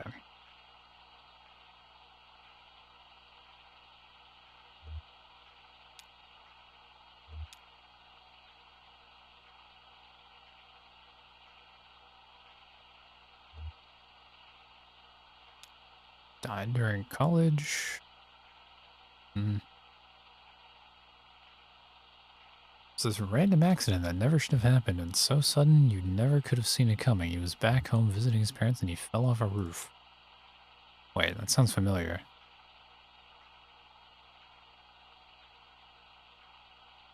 Pretty sure somebody that Conrad knows fell off our roof, if I remember correctly. Or some story. I think I actually got to choose that he fell off a roof, something like that.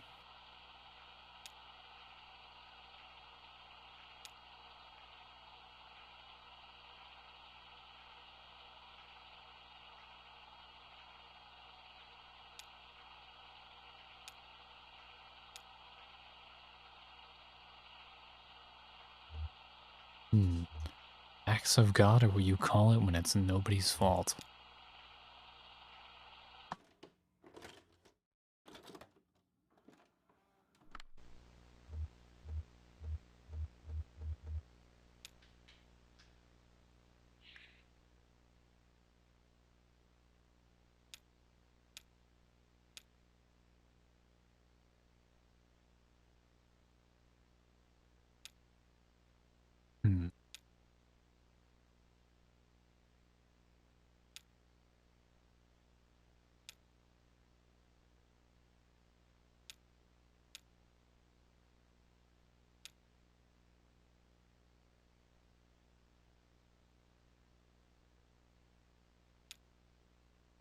God, the gossip never ends with these two.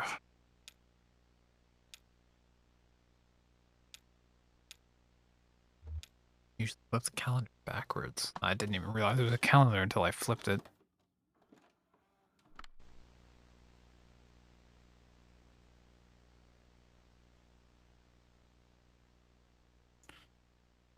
Mimi was your name? Well, try being a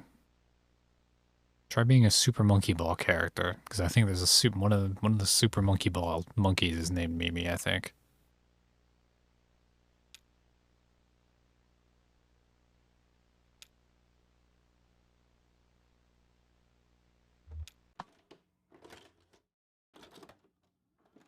How do I know that? Because I played Super Monkey Ball. Is that weird? Oh shit. The Distillery people are here.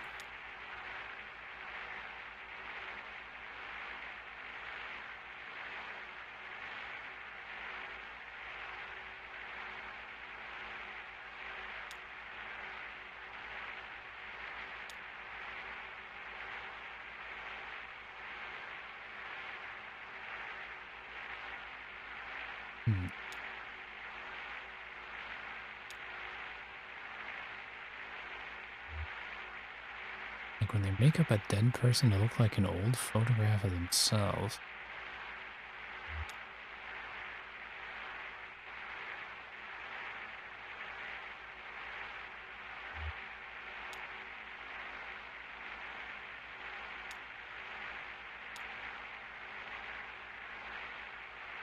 Oh, and the scratch ticket got left.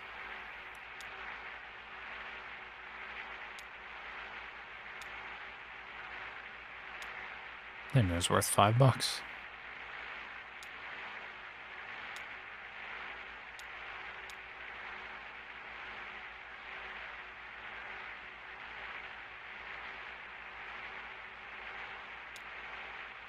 Charlie, that was his name.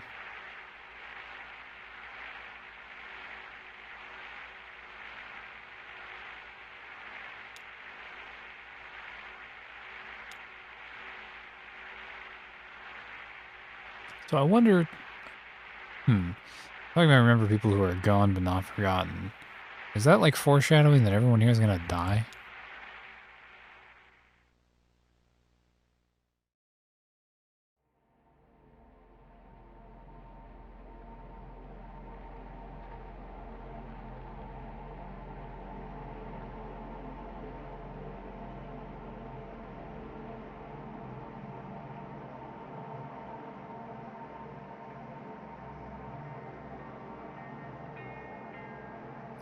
Open air gallery. I was thinking more upscale, like al fresco galleria. They say it's a popular design in foreign cities like Paris and New York. That may be true. The appeal is clear, though, I guess. Anyone can wander in and out. There aren't any walls or doors. There's no roof, either. There's that kind of thin cloth membrane. Not quite a sheet or a tarp, but more like a drape of rolled-out spiderweb. Looking like it might bunch up and dissolve if it ever got rained on. No concern down here for rain. Everybody thinks they're inside just because they can't see the sky. But it's a microclimate down here, and it surely does rain. This has to be a massive cave, then.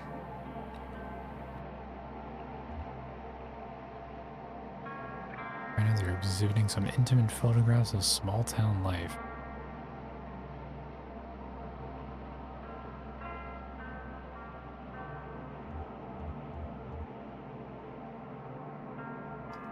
And they all sort of run together. It's all just people. Oops.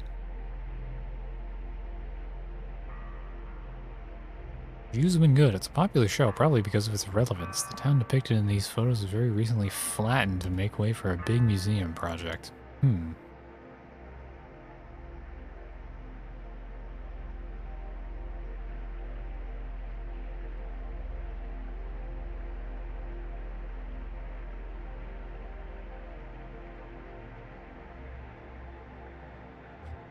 I took a nap. Is Conrad taking a nap, maybe?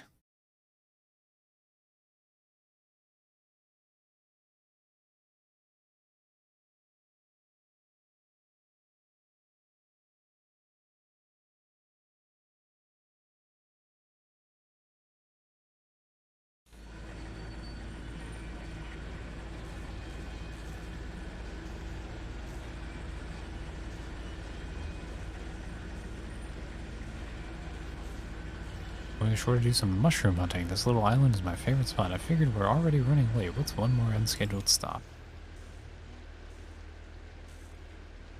Need to find Will. Get him up here and keep an eye on things. Oh, Will slept.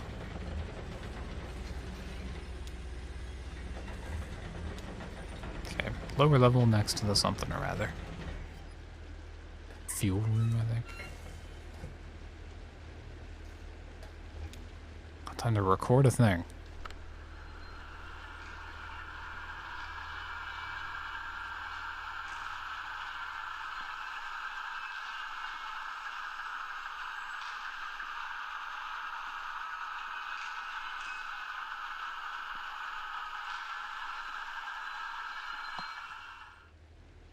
Yeah, that do be what a mammoth sounds like.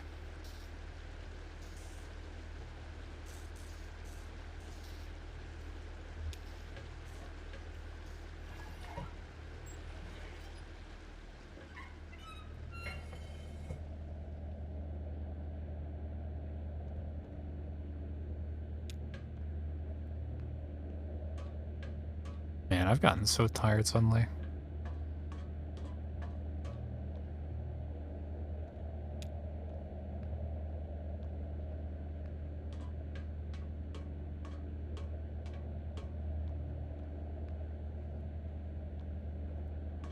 Maybe what I'll do is I'll finish this act and then I'll do the rest of it when I wake up, because I should be able to do that.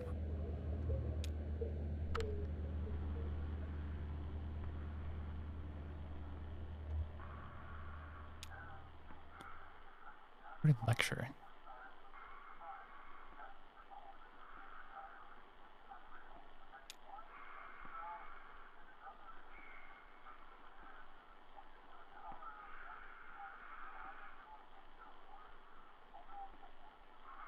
Lecture about Ouija boards?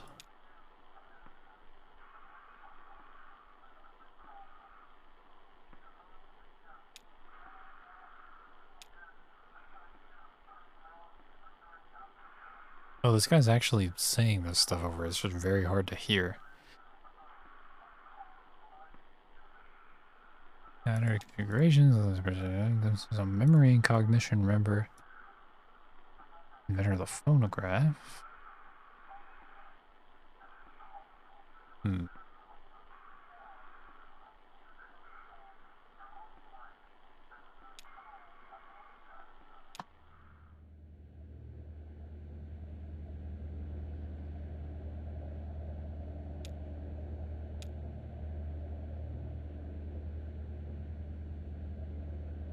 Whoa, small man, you call me my pre-dawn nap. Sleeping little nibbles when I can and maximizes my time in the threshold states. Enjoying your podcast or whatever the fuck? Ah. Just drop on lectures through the ventilation system. Polymath by nature. An old friend recently found this box of tape-recorded lectures next to the dumpster there and passed them on in the spirit of fondly recalling better days.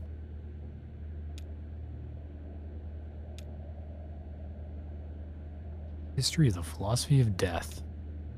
Yikes. Play these old taped lectures during my little nipple nap to absorb information more easily. It's pretty effective. I wish I could do everything half asleep. Can't say I learned very much just now, though. I may have been too busy dreaming. Vivid narcotic fantasia aboard the... Those are always the quickest to dissipate. I'd better tell you about it now before the spell isn't broken. Oh, here we go.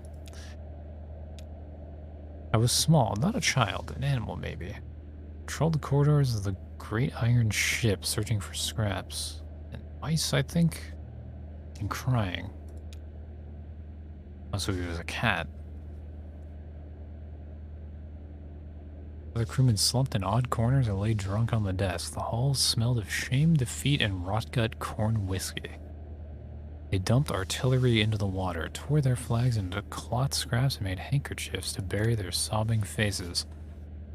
They drifted on the lake leaves, drinking the cold black water and eating eyeless fish. They seemed in their despair to forget even language. After an interval of years, the ship crossed a threshold into absolute silence. Silence except for my hopeless, whimpering cry. Well, that's a fucked up dream. Oh, not bad. Unsettling. Puzzling. I got a stew to start. You may want to hurry back above deck. You're about to pass the bat sanctuary. Damn.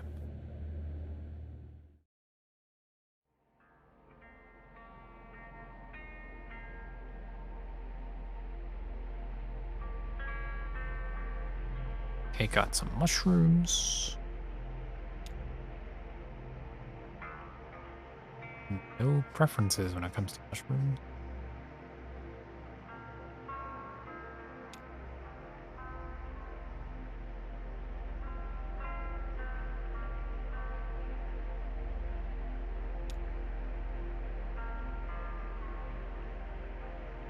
Everyone seems to agree that they were planted as some kind of marker or memorial. Most people will tell you that they've got a distant relation or acquaintance who helped dig a hole or water a seedling. Nobody remembers what it was all for, and nobody left a plaque or anything. It's a shame. Looks like it must have been a lot of work. At least we have the trees and the mushroom.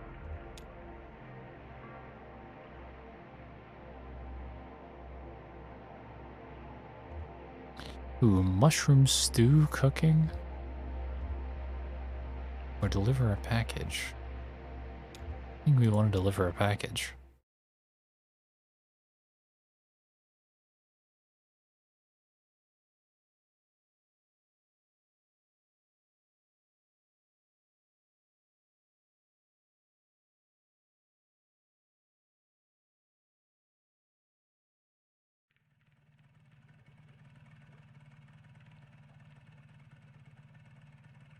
As far as the tugboat can go... Oh, this is where... Near Dashiell is? Okay.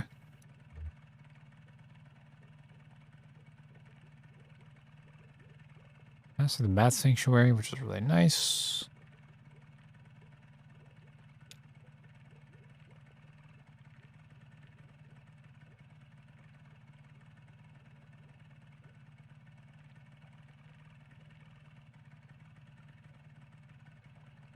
Let's see. Other side of the bat sanctuary. So this is, I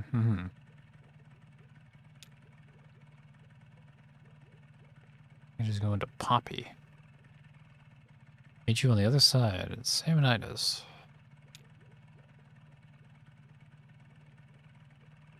Weird memorial sculpture.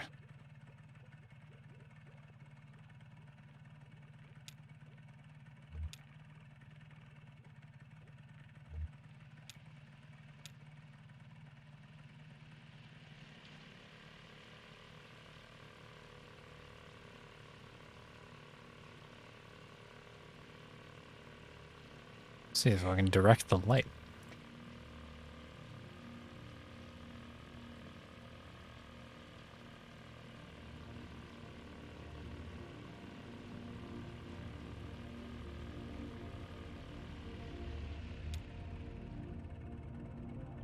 Claim these helmets in the names of the folks who wore them, and we place them here in their memory, but also as spit in the greedy green eye of that power company who bought up our old mine and traded our brothers and sisters' safety for a little more yield, but only yielded 28 good men and women dead when the walls collapsed and the tunnels filled with water.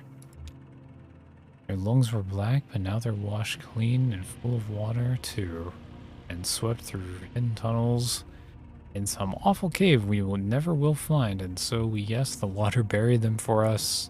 So let this here be the marker for their grave. Wow. And if any son of a bitch from that power company wants to take back these helmets as a company property, just you try it and see what will happen. Jesus. What a long fucking memorial.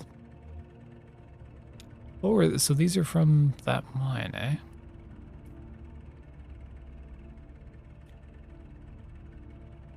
don't think you ever forget anger like that.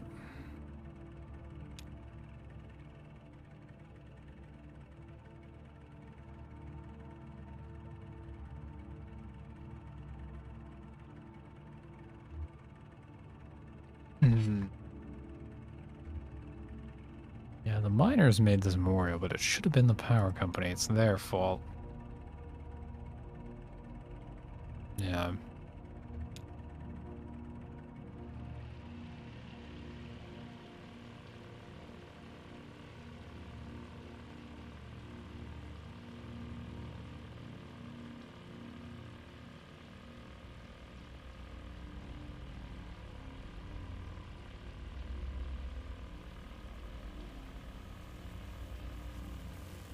It isn't distillery goons.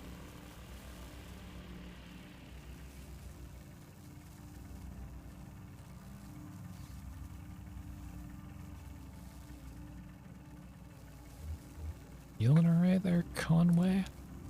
I was calling Conway Conrad earlier.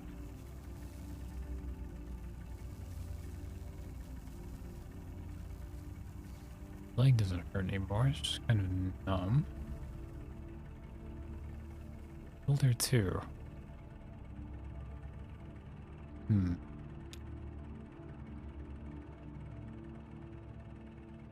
Guys from the distillery are just making the best of a bad situation, just like the rest of us. Someone said to me earlier they could even help me take care of these medical bills for my leg. Get it all together on a plan, consolidated. When did you talk to them about that? Probably talking to them on the dock.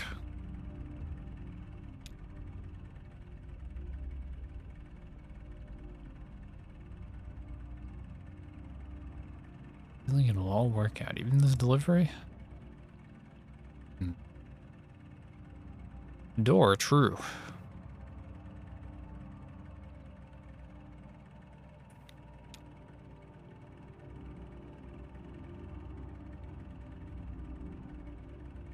The old truck I've been driving belonged to my boss, Ira, Lisette's husband. To be honest, Ira didn't like me very much, but somehow Liz got it into her mind that he would have wanted me to have that truck someday. Maybe to make up for all the yelling he did, or maybe so his ghost could hold it over me. Just one more thing to feel like I owed him for. The fuck? Oh, it's skeletons.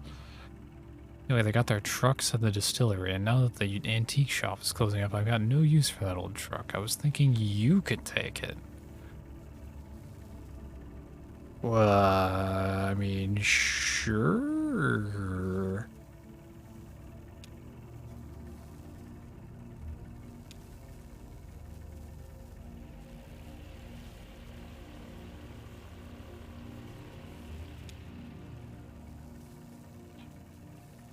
Visitors to the Echo River Nomadic Brown Bat Artificial Hibernaculum and Sanctuary are asked to take the extra precautions in order to prevent the introduction of foreign fungal contaminants that spread the white nose syndrome. Please do not visit the sanctuary during the same day in which you visited any cave known or suspected to host bats infected with the white nose syndrome. Please do not leave your vehicle. You must leave your vehicle. Please remove shoes, clothes, jewelry, headwear, and eyeglasses to ensure you do not bring any foreign spores to shores with you. Please do not touch any bats or structures. The nomadic brown bat is confused by light. Oh. You're approached by bats. Do not panic. Relax. Stop your vehicle and switch off your light. Never touch a bat. Noted.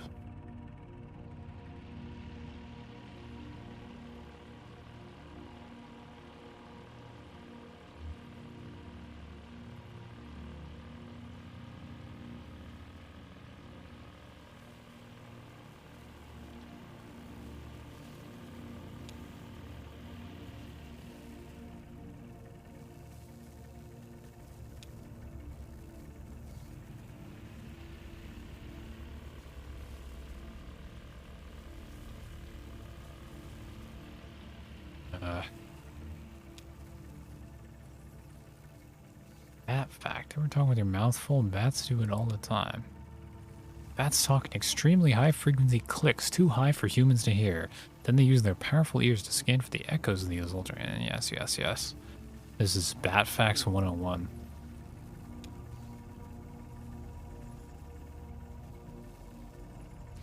Once a bat has caught an insect in its mouth, it's still flying, and so it still needs to avoid running into anything. Keep clicking away.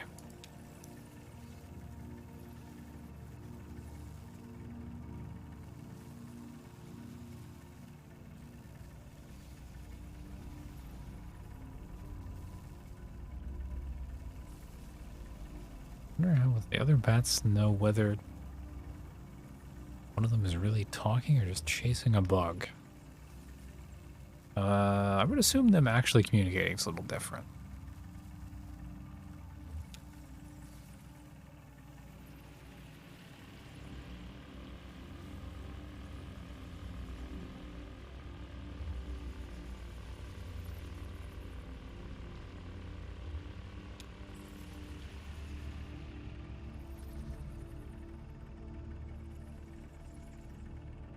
Really dark down there.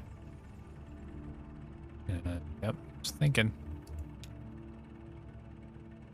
Reflective kind of place. If you're into that kind of person, which I think you are.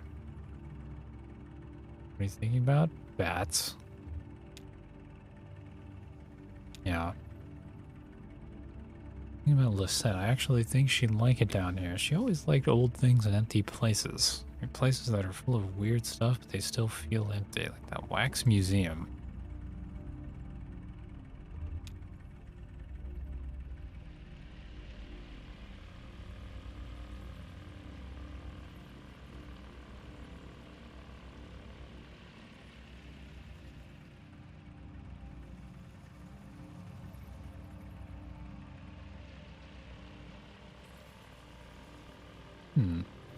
Striping is interesting.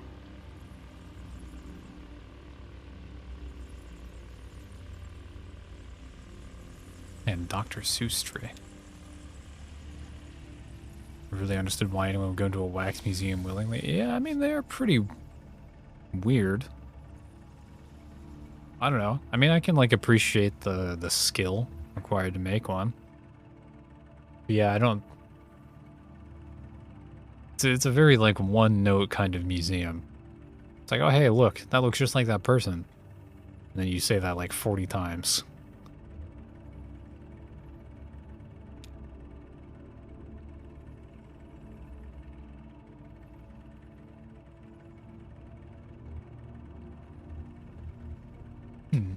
Bats hover? I didn't even think about this. No, hummingbirds can hover, but hummingbirds are also like on crack.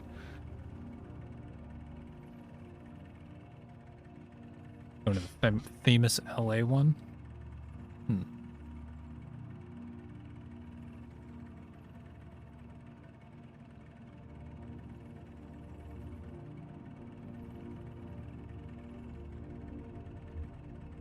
I don't even know who I would like, because I guess wax museums, right? They're like most people don't really have the like real person reference for like celebrities. Most people haven't had the opportunity to stand like in the same room as most people that would have wax statues. I guess maybe the closest one would be like, I don't know, Oprah, maybe? Because Oprah has like, she did live shows or something, like someone like Oprah, right? Who does like a bunch of live shows with in-house audiences.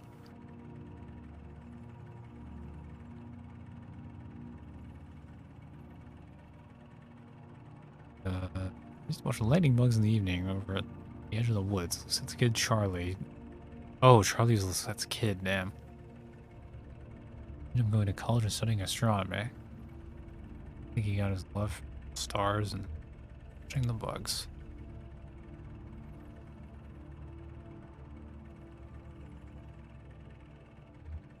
Yeah, that Yellowstone fire is shitty.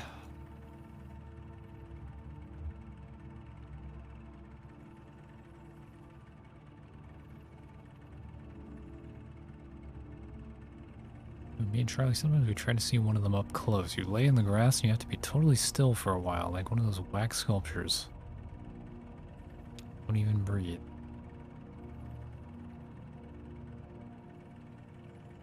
Yeah, I can imagine it.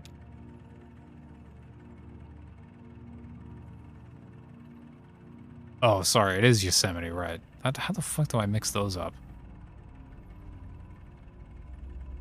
Because Yellowstone's like... Wait.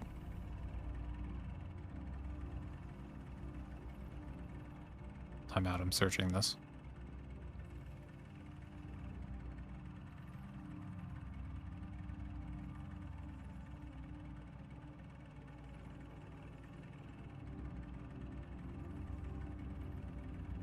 Okay, yes, Yosemite is on fire. Yeah, Yellowstone's got like the fucking geysers, right? Yellowstone's Wyoming and shit. Yeah, it's up there, okay. Yeah. That's the very touristy one. Damn, and Bohemian Switzerland is one too, damn. Yeah, good old fucking heat wave, baby.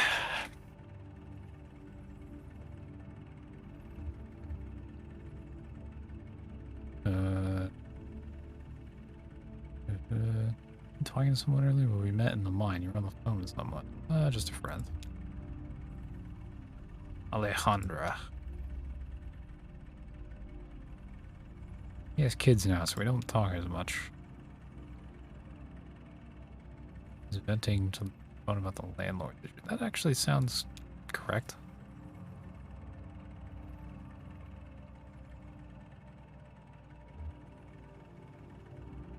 The volcano erupting in Japan. You know, it's funny. I always hear about, like, you know, Japanese earthquakes, but I never hear about volcanoes erupting over there. I guess because volcano eruptions aren't usually, like, very big events. Weirdly enough. But yeah, Japan is in that good old ring of fire.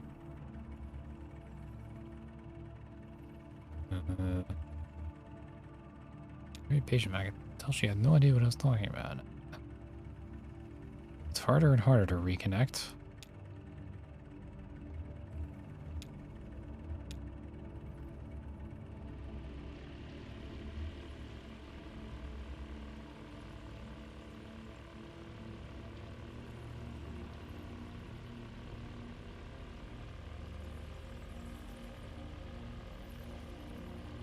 Oh, it's the most active volcano in Japan.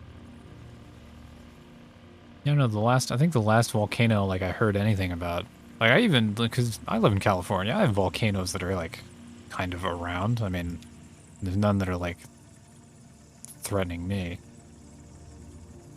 But I think the last volcano I heard about was that one down by, like, New Zealand that caused, like, a small tsunami that just fucking blew up. I think it was underwater. White nose syndrome is still largely a mystery. We suspect the white fungal growth which appears on bats' faces and wings irritates and confuses them, causing them to awaken early from hibernation and venture outside, depleting stored energy they need to survive through the winter.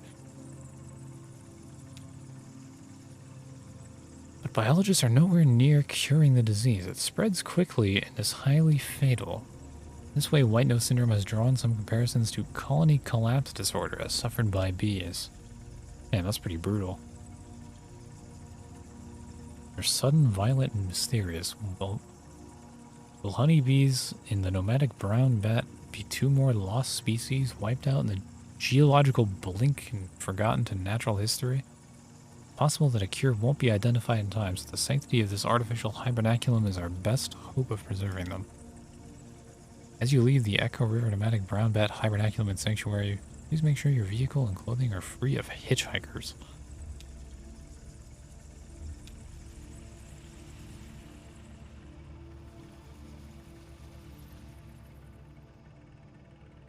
That's sick. Yes, I think you've talked about this, Conway.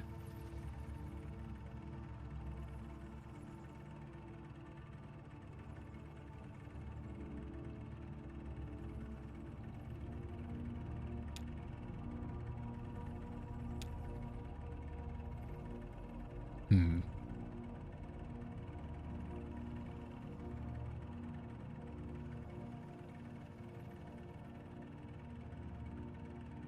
Using up names of colors and types of furniture.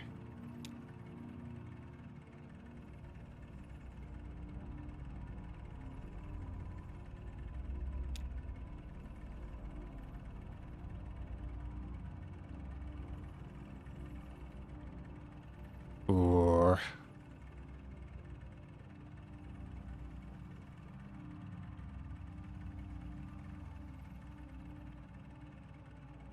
yeah, shit like this is like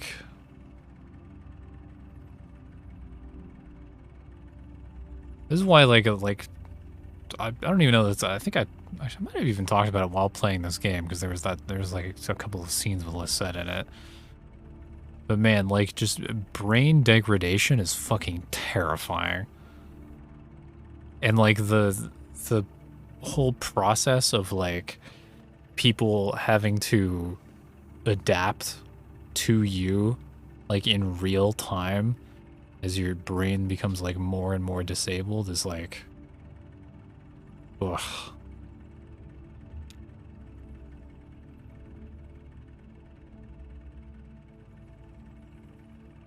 All I had to offer at the end, she has a sister in Nashville who will take good care of her.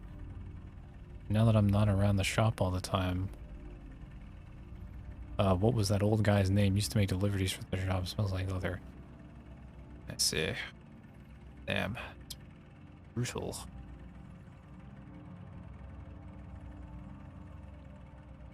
Grandpa had Alzheimer's. Yeah.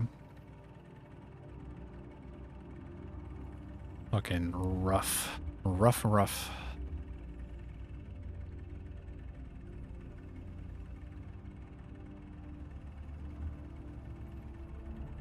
You worried about losing her, Conway? Yeah, it's true. It is kind of inevitable at that age. In this time. I wish she'd live forever, just that she keeps some dignity as she goes. He keeps talking about dignity and death.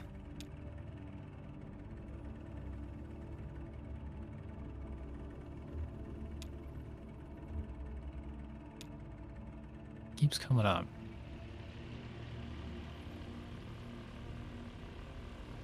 And they got the early stages of Alzheimer's, also got cancer. Well, I mean, that's trading one shit way to die for another, I guess.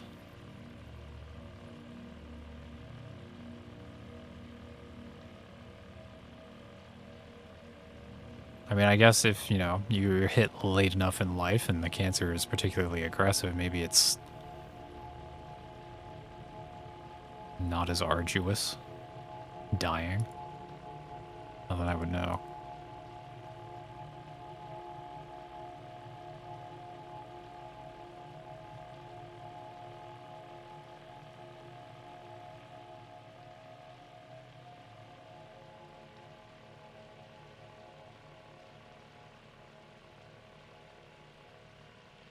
Honestly, the worst part about it is that, like, when they reach that point where they don't even realize that they don't know things.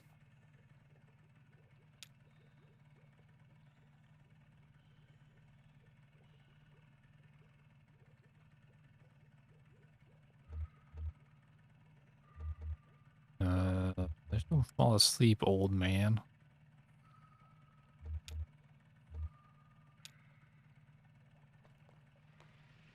Laura. Oh, there's Dashiell.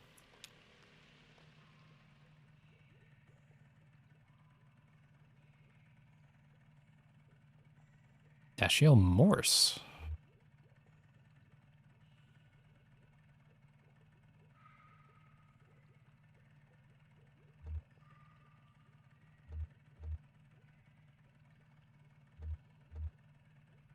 Tie the floating pins to the ground.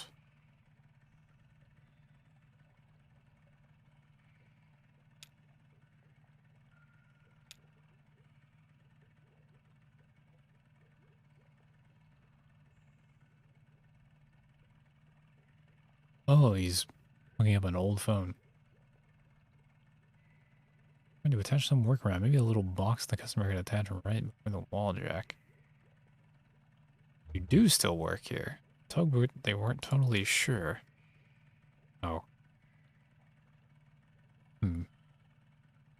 Kind of a dodgy answer.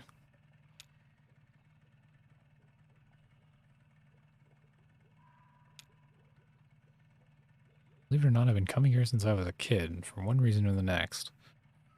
Back then, this place was a train station. It's true, they had bats then too, but they were considered a nuisance. Come here for as a kid. Usually came with my grandmother. We took the train out to the town she lived in, or in the other direction back to my parents' home. In my memories, it was always cold. Winter, I guess. Sometimes now I walk along and rub my hand like ringing footsteps. Stalactites. River shifted in this place slowly filled with water. Bring trains away with the current. A reminder that everything we have is borrowed, even trains. Eventually, someone at the Bureau of Reclaimed Spaces heard this place was still empty, so they moved the phone company in here. I returned here as a young lineman, a skill I picked up in wartime. Returned running telephone wires behind enemy lines. We used trees instead of poles. I missed that, actually. They were easier to climb. Just as well, I'm in no shape to be climbing anything these days. Closest I get to patching up... Closest I get is patching up the wiring in the crystal room for the WEVP folks.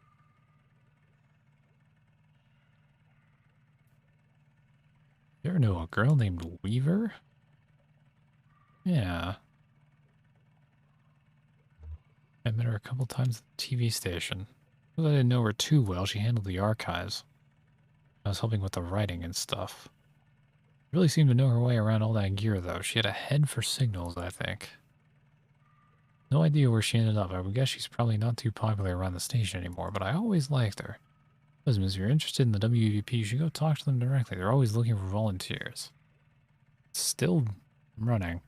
Huh. I was kind of under the impression that the flood put it out of commission, but I guess not. Our company pays for it.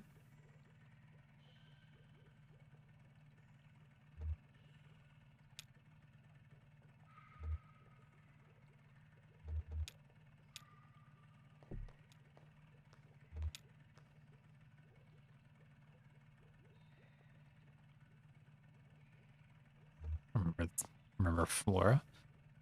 Where the telephone exchange operator is?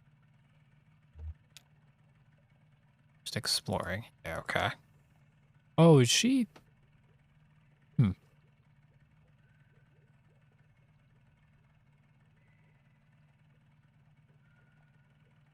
Or romantic. What does that mean to you? It means I like poems and rivers and mysteries. Okay, bye.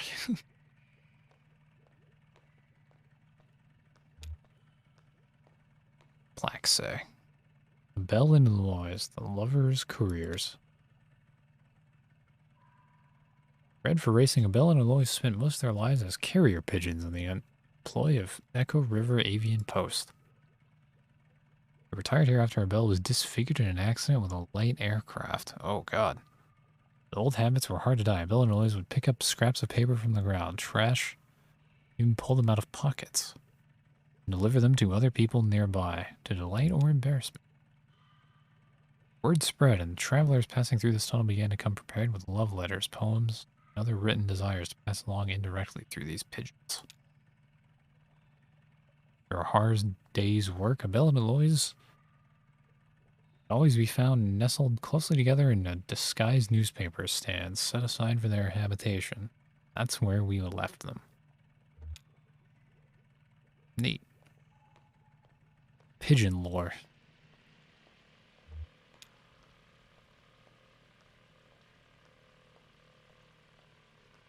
A working man's bird, the pigeon. Oh, okay.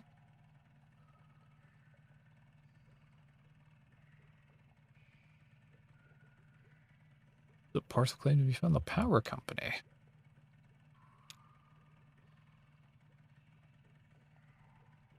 Or for the post office or the tugboat. Yeah, I'm just doing Kate a favor. Love Kate. She helped deliver both my nieces. That's right. Kate's also the... Okay. Such a weird double job.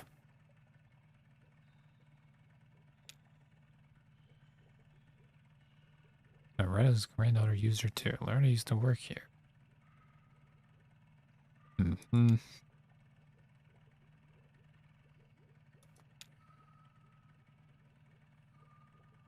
I came to work at the Echo River Central Exchange. There were 12 of us.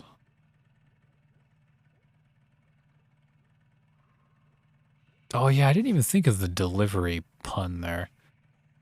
Except she does, I don't think delivery, well, I mean, she delivers, I guess she just delivers all kinds of people because she just runs the tugboat down the river.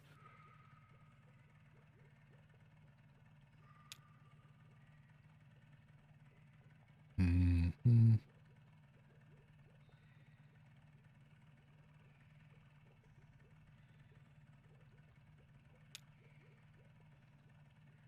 Our company came along buying up all the lines. To the exchange a throw-in like it was nothing.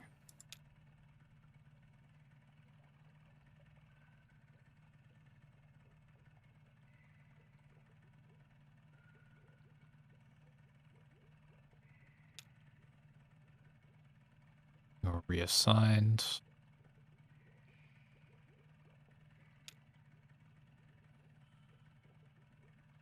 Just Loretta, Angie, and me, we were swamped. The hours were hell and hard on the throat. Voice with a smile became a croak. Gargling warm salt water in the break room, sipping from a thermos full of hot honey broth stashed under my chair.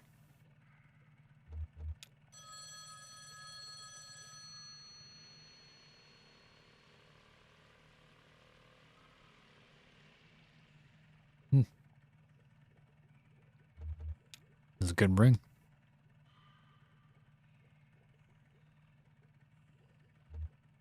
The broth. A few months, it was just me. A new automation strategy was announced. This place was rechristened Consolidated Auxiliary Switch number 30. Lonely? Sure. This place feels different when it's empty. Cold to the touch. You know, it really is all about touch here. Sound is vibration. The touch you feel, and it's true. I guess.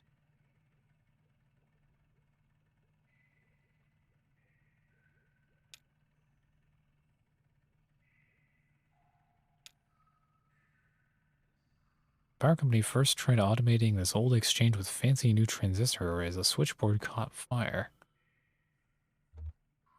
Too much, too fast. They tried using clunky old mechanical relays, but then the calls were getting mismatched and out of sync. It was a nightmare. The technicians determined that the phone system down here had been designed ad hoc over decades around a specific tempo. It's human operators. But short of replacing the whole thing, not to mention all the wiring, you'd have to work out the exact timing of every little human gesture that goes into routing a phone call. That sounds kind of like a real thing. That officially is my role here. On the switchboard for the whole exchange. Hmm.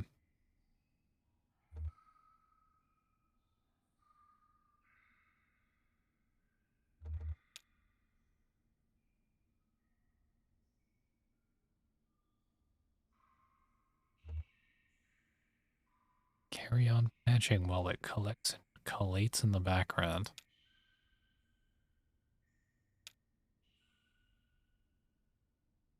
What if there is no cheap machine that's going to replace me? Or what if it's cheaper just to keep me here, filling in for the rhythm of the operators? What if I'm the cheap machine? Just quit, forehead. Yeah.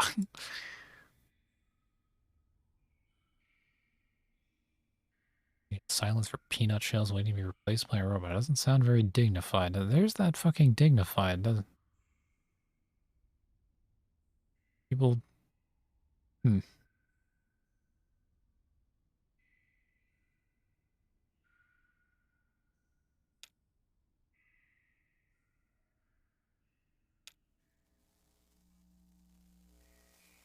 Think of me when you dial 0.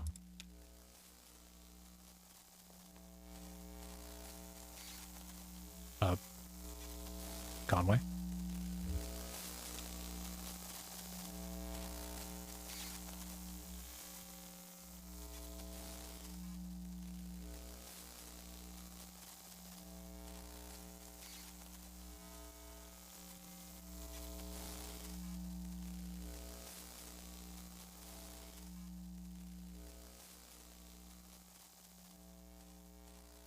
Is he?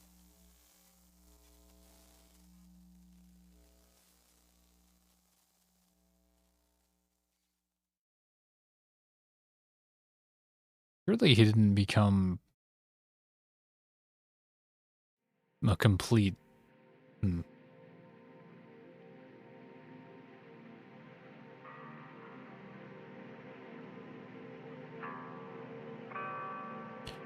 Turned on the dinghy alone. She had a strong and sudden urge to shut the motor off and let the current take her, but she couldn't work out where that impulse came from, so did her best to resist it.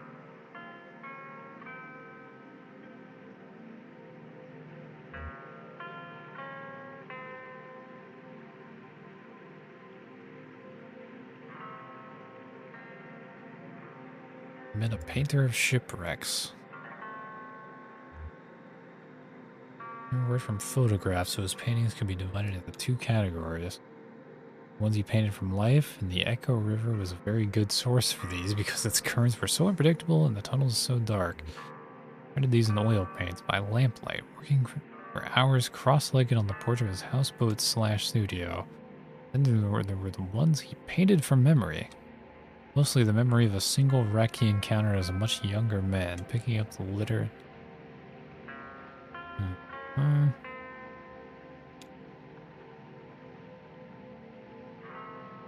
Postcard sketches. That's too much text, can't translate fast enough, yeah. A lot of fucking words.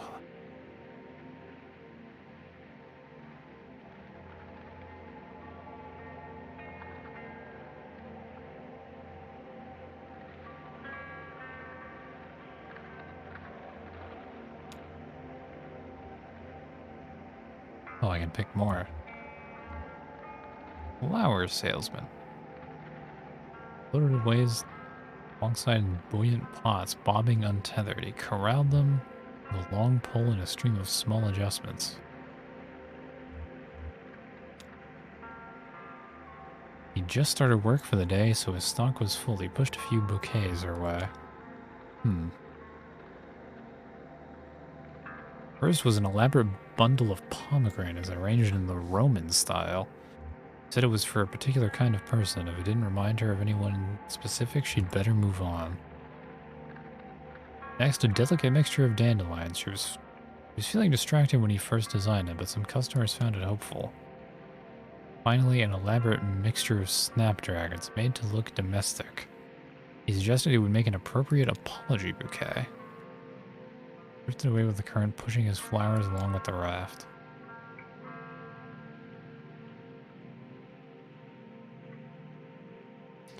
Well, obviously I've got to pick guitar player, floating bicycle dog man. And they took turns. The water was cold and the floating bicycle, while technically marvelous, wasn't quite buoyant enough for the both of them. Swimming is hard work, the hardest work the dog had ever done, he expected. They'd been traveling this way for most of the night, struggling through the icy water, stopping to recover when they could find a rock large enough to start a small campfire. Had his belongings stuffed into a weathered guitar case at the end of a thin rope. Floated pretty well, so we only had to keep an eye on it and occasionally free it from a rock or some driftwood it caught on. And does he have a guitar? He would have played or something, but the case leaked a bit, and he didn't think it would sound right until it had time to dry. Yeah, that's fair.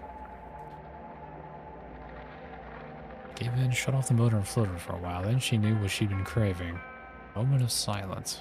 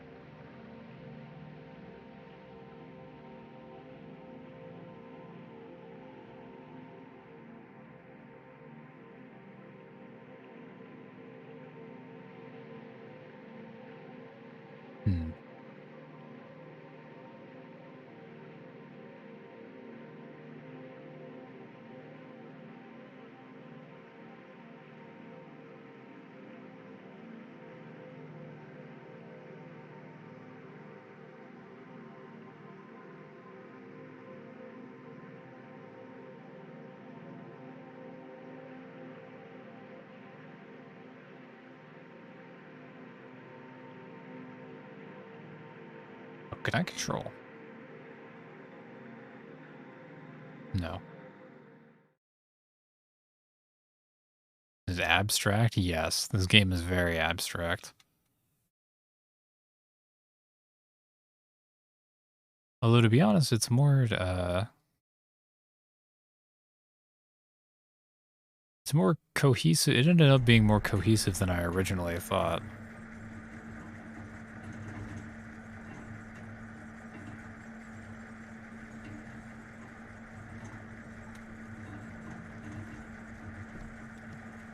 Okay.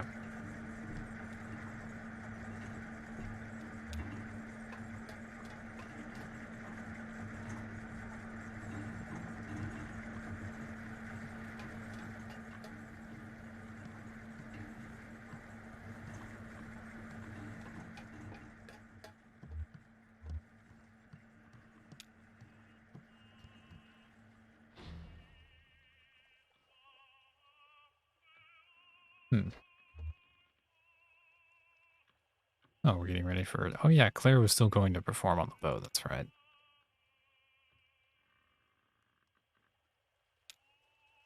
And is a bit of a local celebrity for her cooking. Ezra was just asking about you. He's around the corner playing a video game.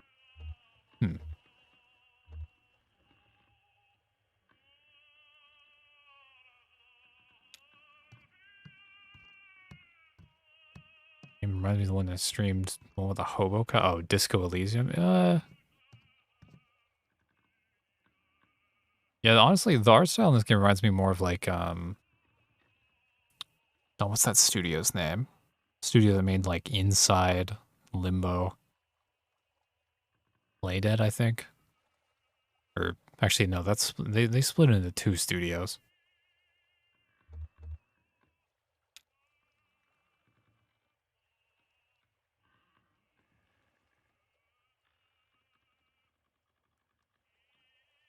In the claw game? Sure, have a quarter.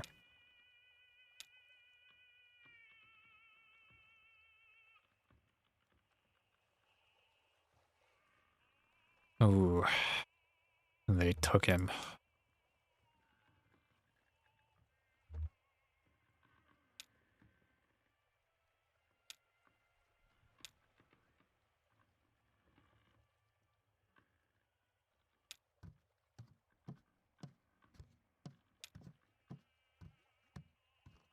And I wonder if we'll ever see Conway again.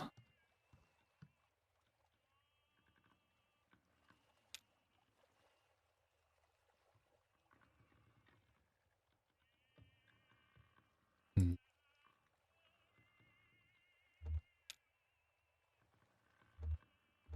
Gotta get the octopus.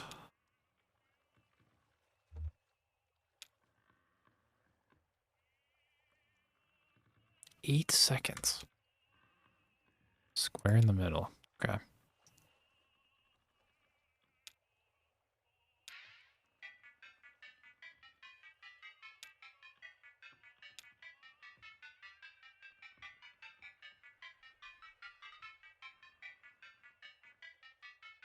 The front left corner. Right. We go up.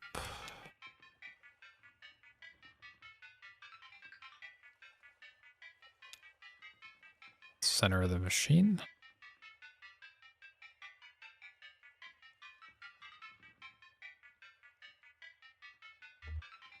Does it look right? Barely right. Okay. Oh, I just wasted a second asking this dude. Actually, no, I wasted... Oh, no, it was just a second. Go, go, go. Oh, we have to get the thing off of the... This is a miscalculation.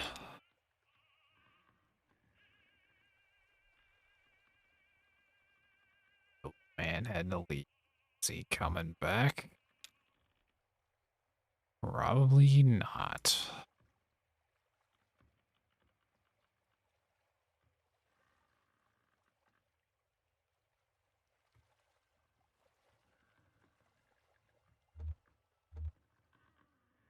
Hmm. Maybe Ezra will become the third wheel.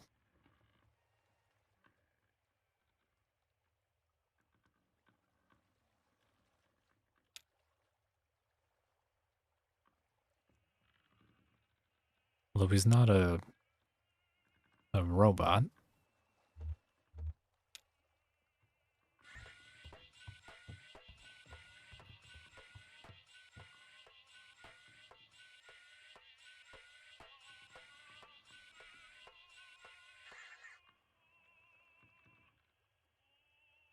Table full of fake food.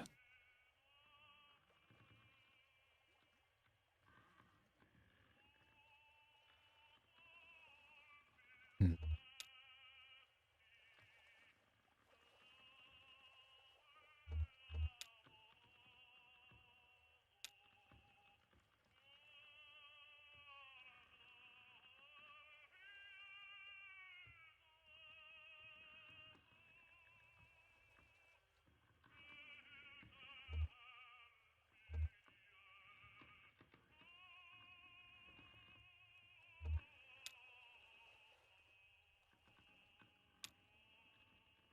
That's a weird memento. Sunflower seeds.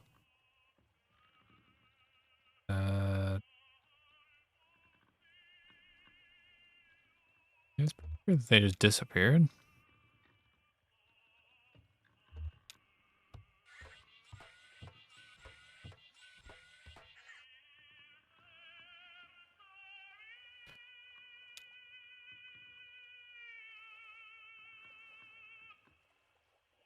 Yeah, so we have Conway. What about the dog? What about the old man?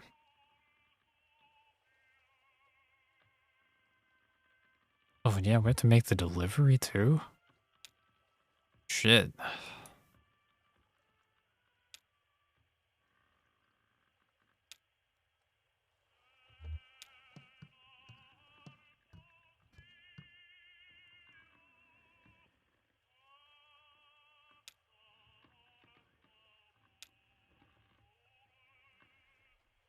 Hmm.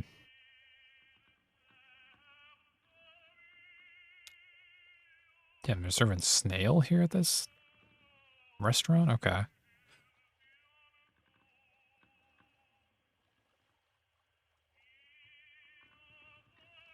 Damn.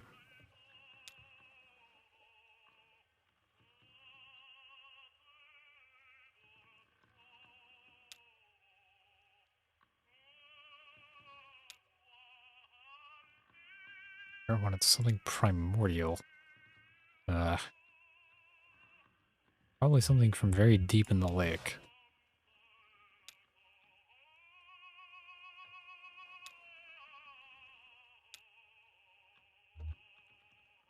Like the, uh,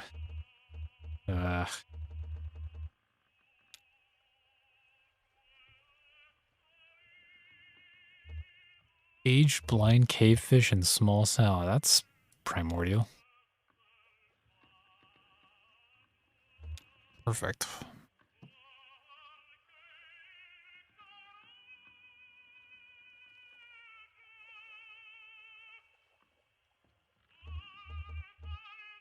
Poke the tentacle.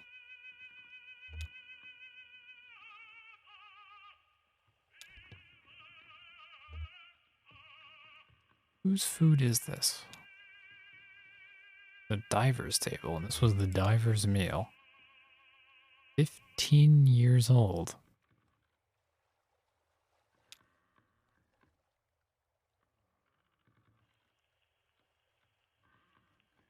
Husband was depressed. He couldn't catch anything. That was part of the problem. Most of what we served was shipped in, frozen, or dried, and I just threw it in the fryer. Well, two young men came in for dinner. Seasoned divers, they said, over 10,000 hours between them. They've been out all day salvaging parts from a riverboat wreck and worked up a fierce hunger. Ordered the whole menu without even looking. Set them right here and went back to the kitchen. Sam was at the next table doing a Sudoku and drinking malt liquor, his usual routine at the time. Hours later, I was cleaning up when Sam came bursting into the kitchen. These divers are still hungry. Bring them another course.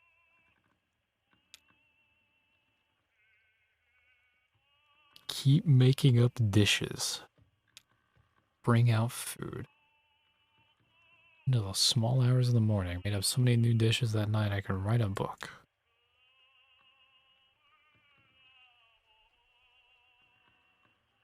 Didn't think to write any of it down. Goddamn, what a missed opportunity.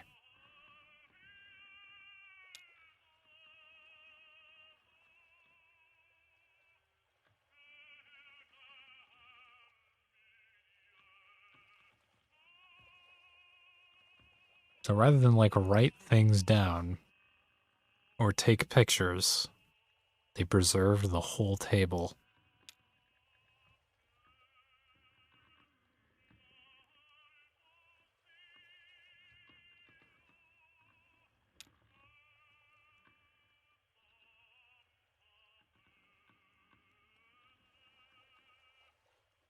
Huh.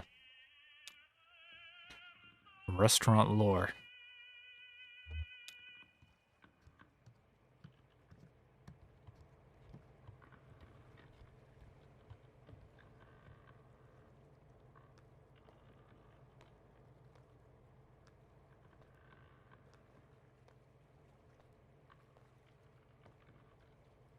Oh, there's Sam.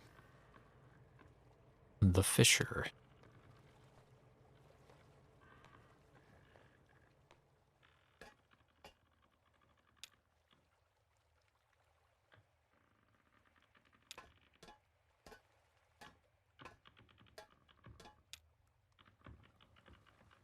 Oh, he's not even sure what he caught. There's some kind of eel.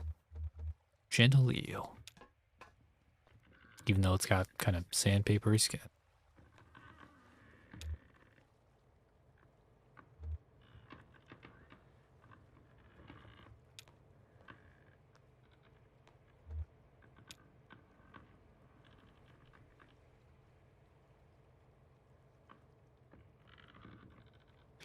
Man, tell me the same story literally again. Brothers in a rivalry.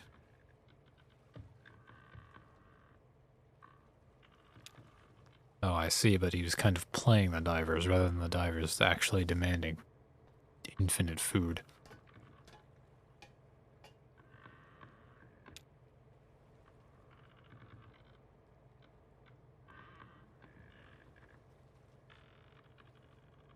Hmm.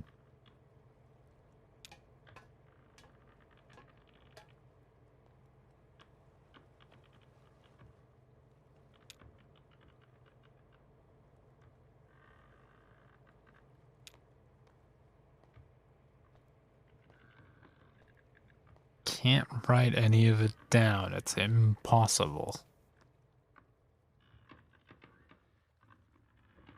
Hmm.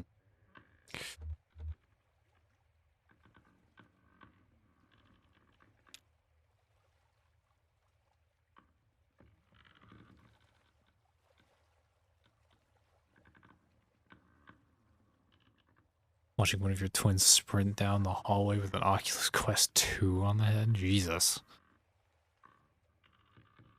Yeah, that's a very fast way to lose a lot of money.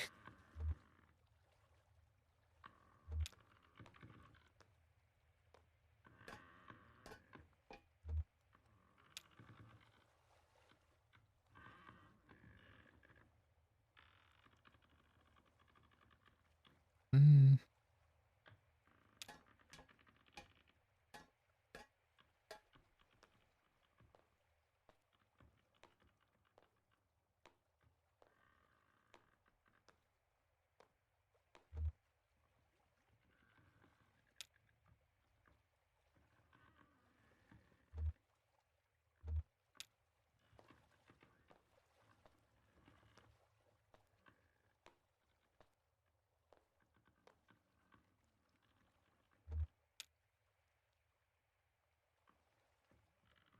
Man, he really caught a fish that was this big.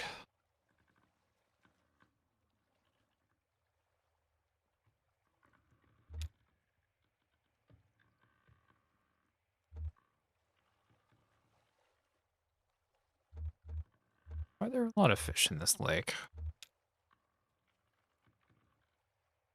Hmm.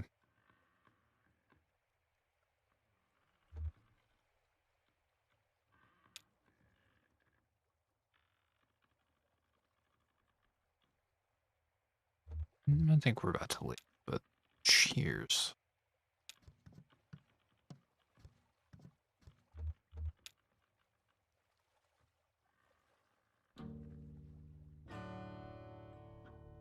How was that? What's her face?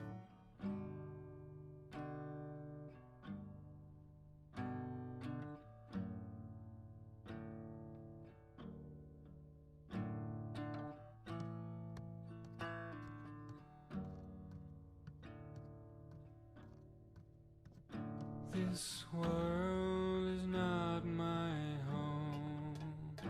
I'm just passing through.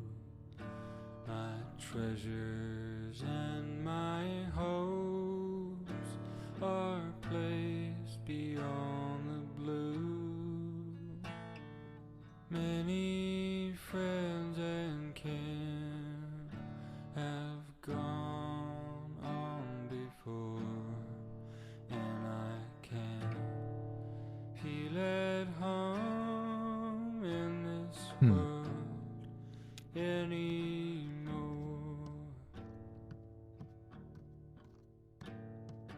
Oh Lord, This is the same, like, passing trio.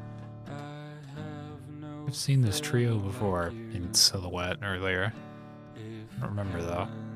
Not my home. Oh Lord, what will I do? Angels beckon me to heaven's open door, and I can't feel at home. I beat the game yet? No. No, and actually, I'm just trying to fucking get through this act without falling asleep in my chair because I'm tired as fuck. I'm more tired than I thought I would be. I guess I didn't sleep that well. I didn't actually check. This act is so long. It's like 3 hours. Garbage in the lake?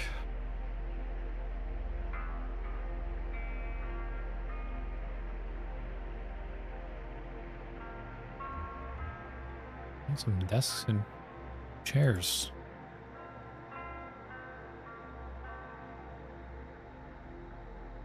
Kojima make this? I mean, even Kojima games have like fairly, even their long ass cutscenes and stuff have pacing to them. This game has weird fucking pacing.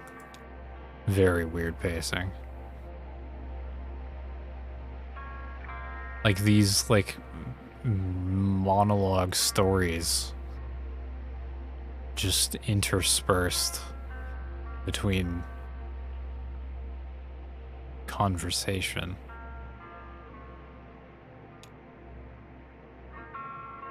Death Stranding didn't have pacing. I mean, it had some pacing. I mean, the last like several hours of Death Stranding didn't really have much pacing, but actually no, the last like hour or two had decent pacing, and then like everything around like the climax of Death Stranding was really fucking weird and drawn out. Talking about the fucking power company, blow dryers.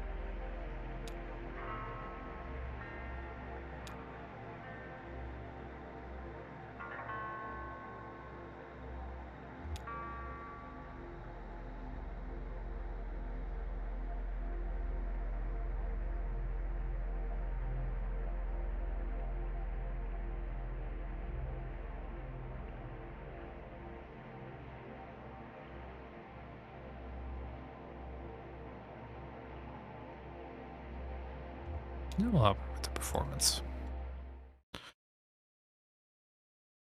Surely this is the last part of the act. We're on scene 9. Although I think Act 3 was also kind of long.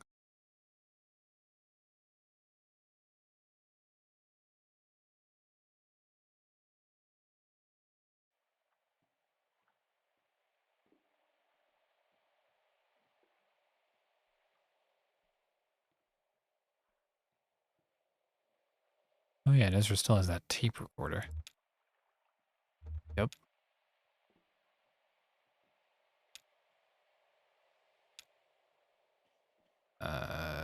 Nope, no questions. None at all.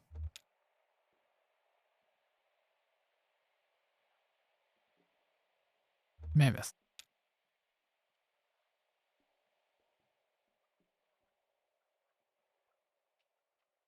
And, ooh. Fiddle with the volume knob.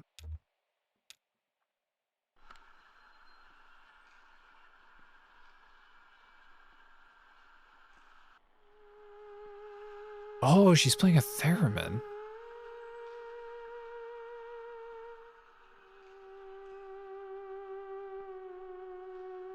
Made the right choice.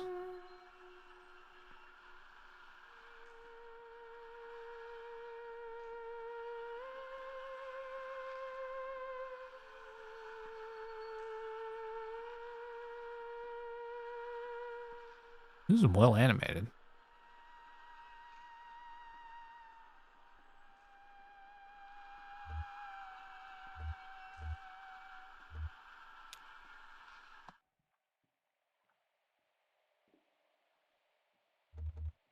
Sleeping, slow, and then fast.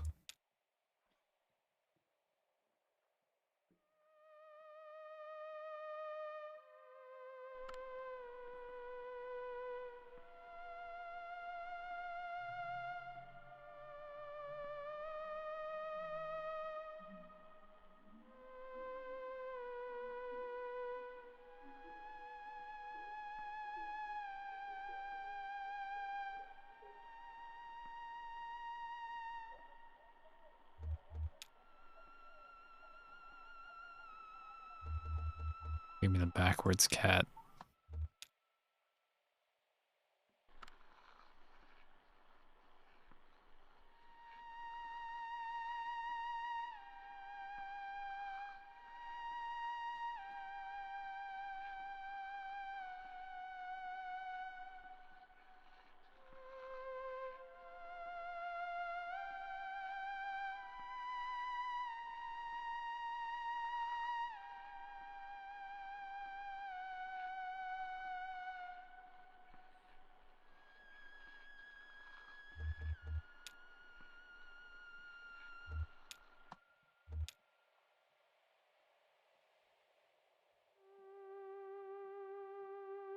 Hmm.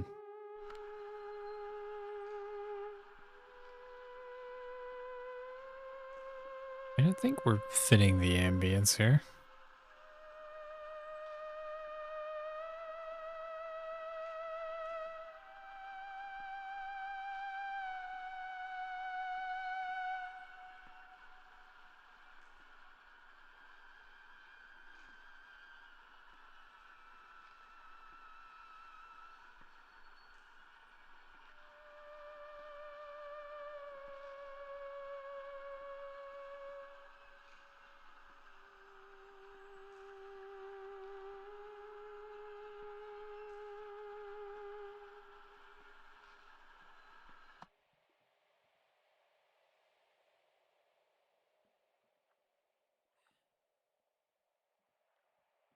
Hmm. Somehow this moment's what's reminding you of how weird this fucking... Yeah, it's pretty odd doing a... Like, of all the concert... Because there was Junebug and Johnny's concert, and that was like a fairly normal performance by those standards, compared to just a fucking like solo theremin accompanied by recordings. Like just random field recordings. But I mean, I guess, you know, this is the type of game to do that. All the art galleries and shit in it.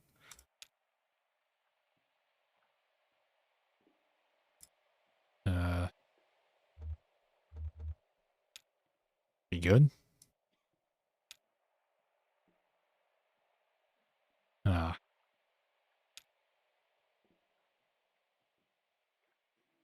Trying to be attached to outcomes. Violin teacher used to tell me to play like a tourist.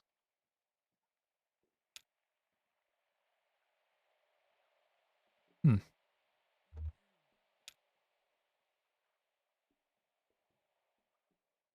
Damn.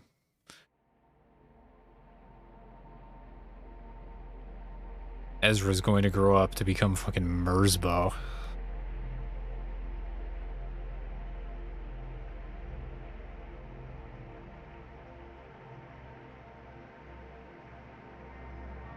Is there another scene after this?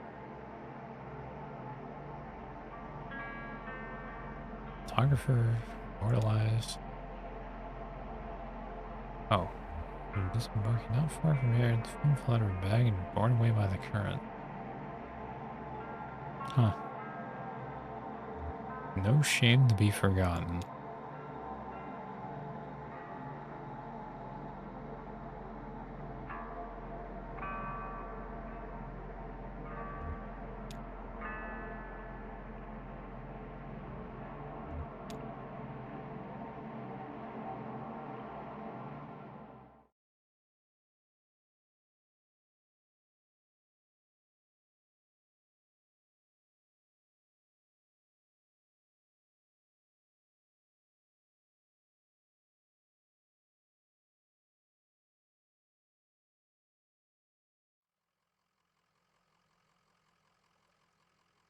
That was a weird camera angle.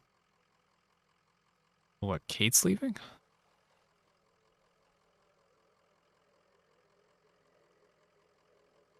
Oh, are we getting off here?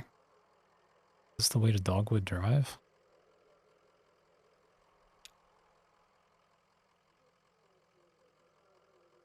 It's antique mail order delivery, no return address.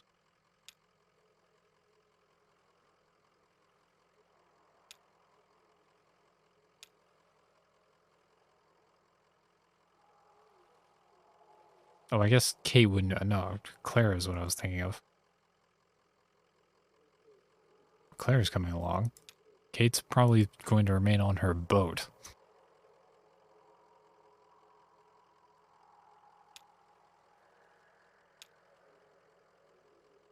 Oh. Gonna get the truck out.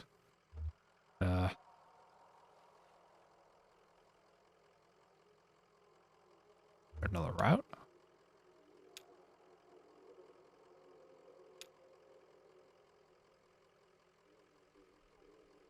Oh. We should, yeah, okay.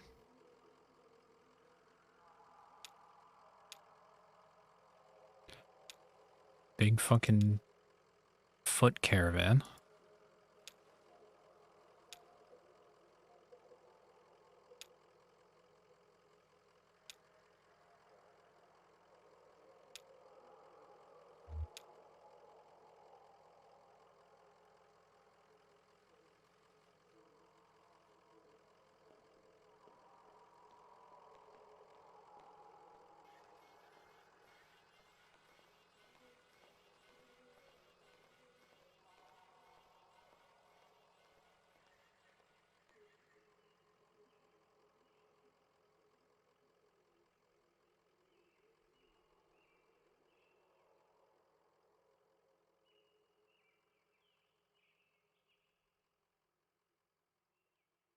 Is that it?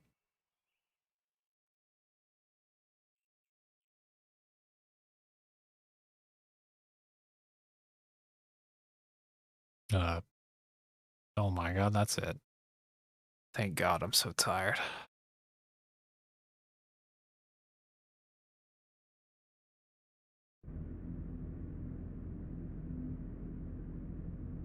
Okay, so there's just the interlude and then the final act.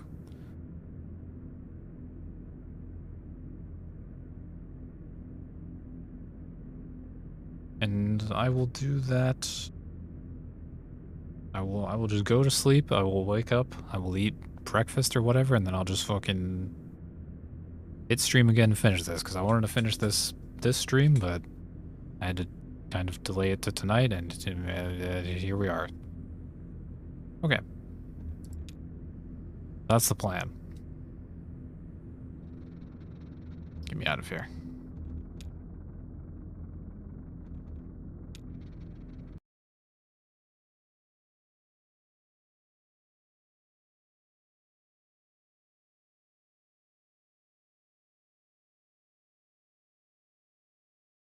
Okay, I have a Steam message?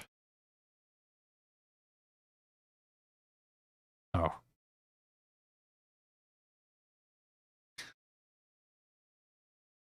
Not a Steam message, it was an invitation to play Aliens Fireteam Elite 2 hours ago.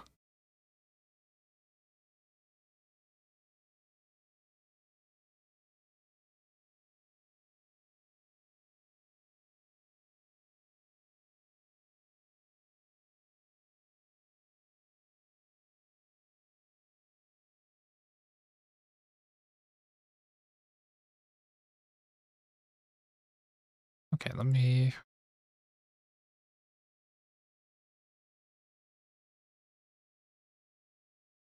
Dude, have you boarding 3 coffees yet? No, dude, same. It's 2 in the morning.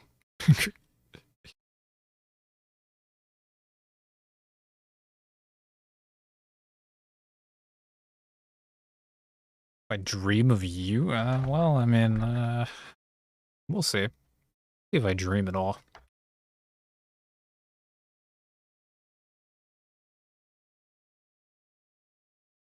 Actually, 4 a.m.? Shit. It's later than I thought.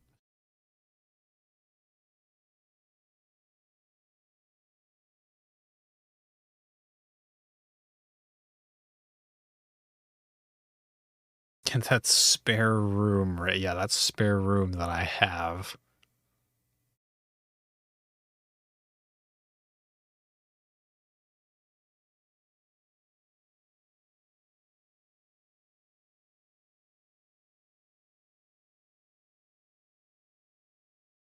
Fucking send this tweet, and then I'm just gonna hit the power button on my PC. In fact, I'm actually wait, no, I shouldn't just hit the power button on my PC. I was going to do that instead of hitting the end stream button, but then I realized when I stop streaming, it also stops the recording, and it has to remux the recording into MP4 format, which takes a couple minutes. Okay, fine. I'll do this the normal way.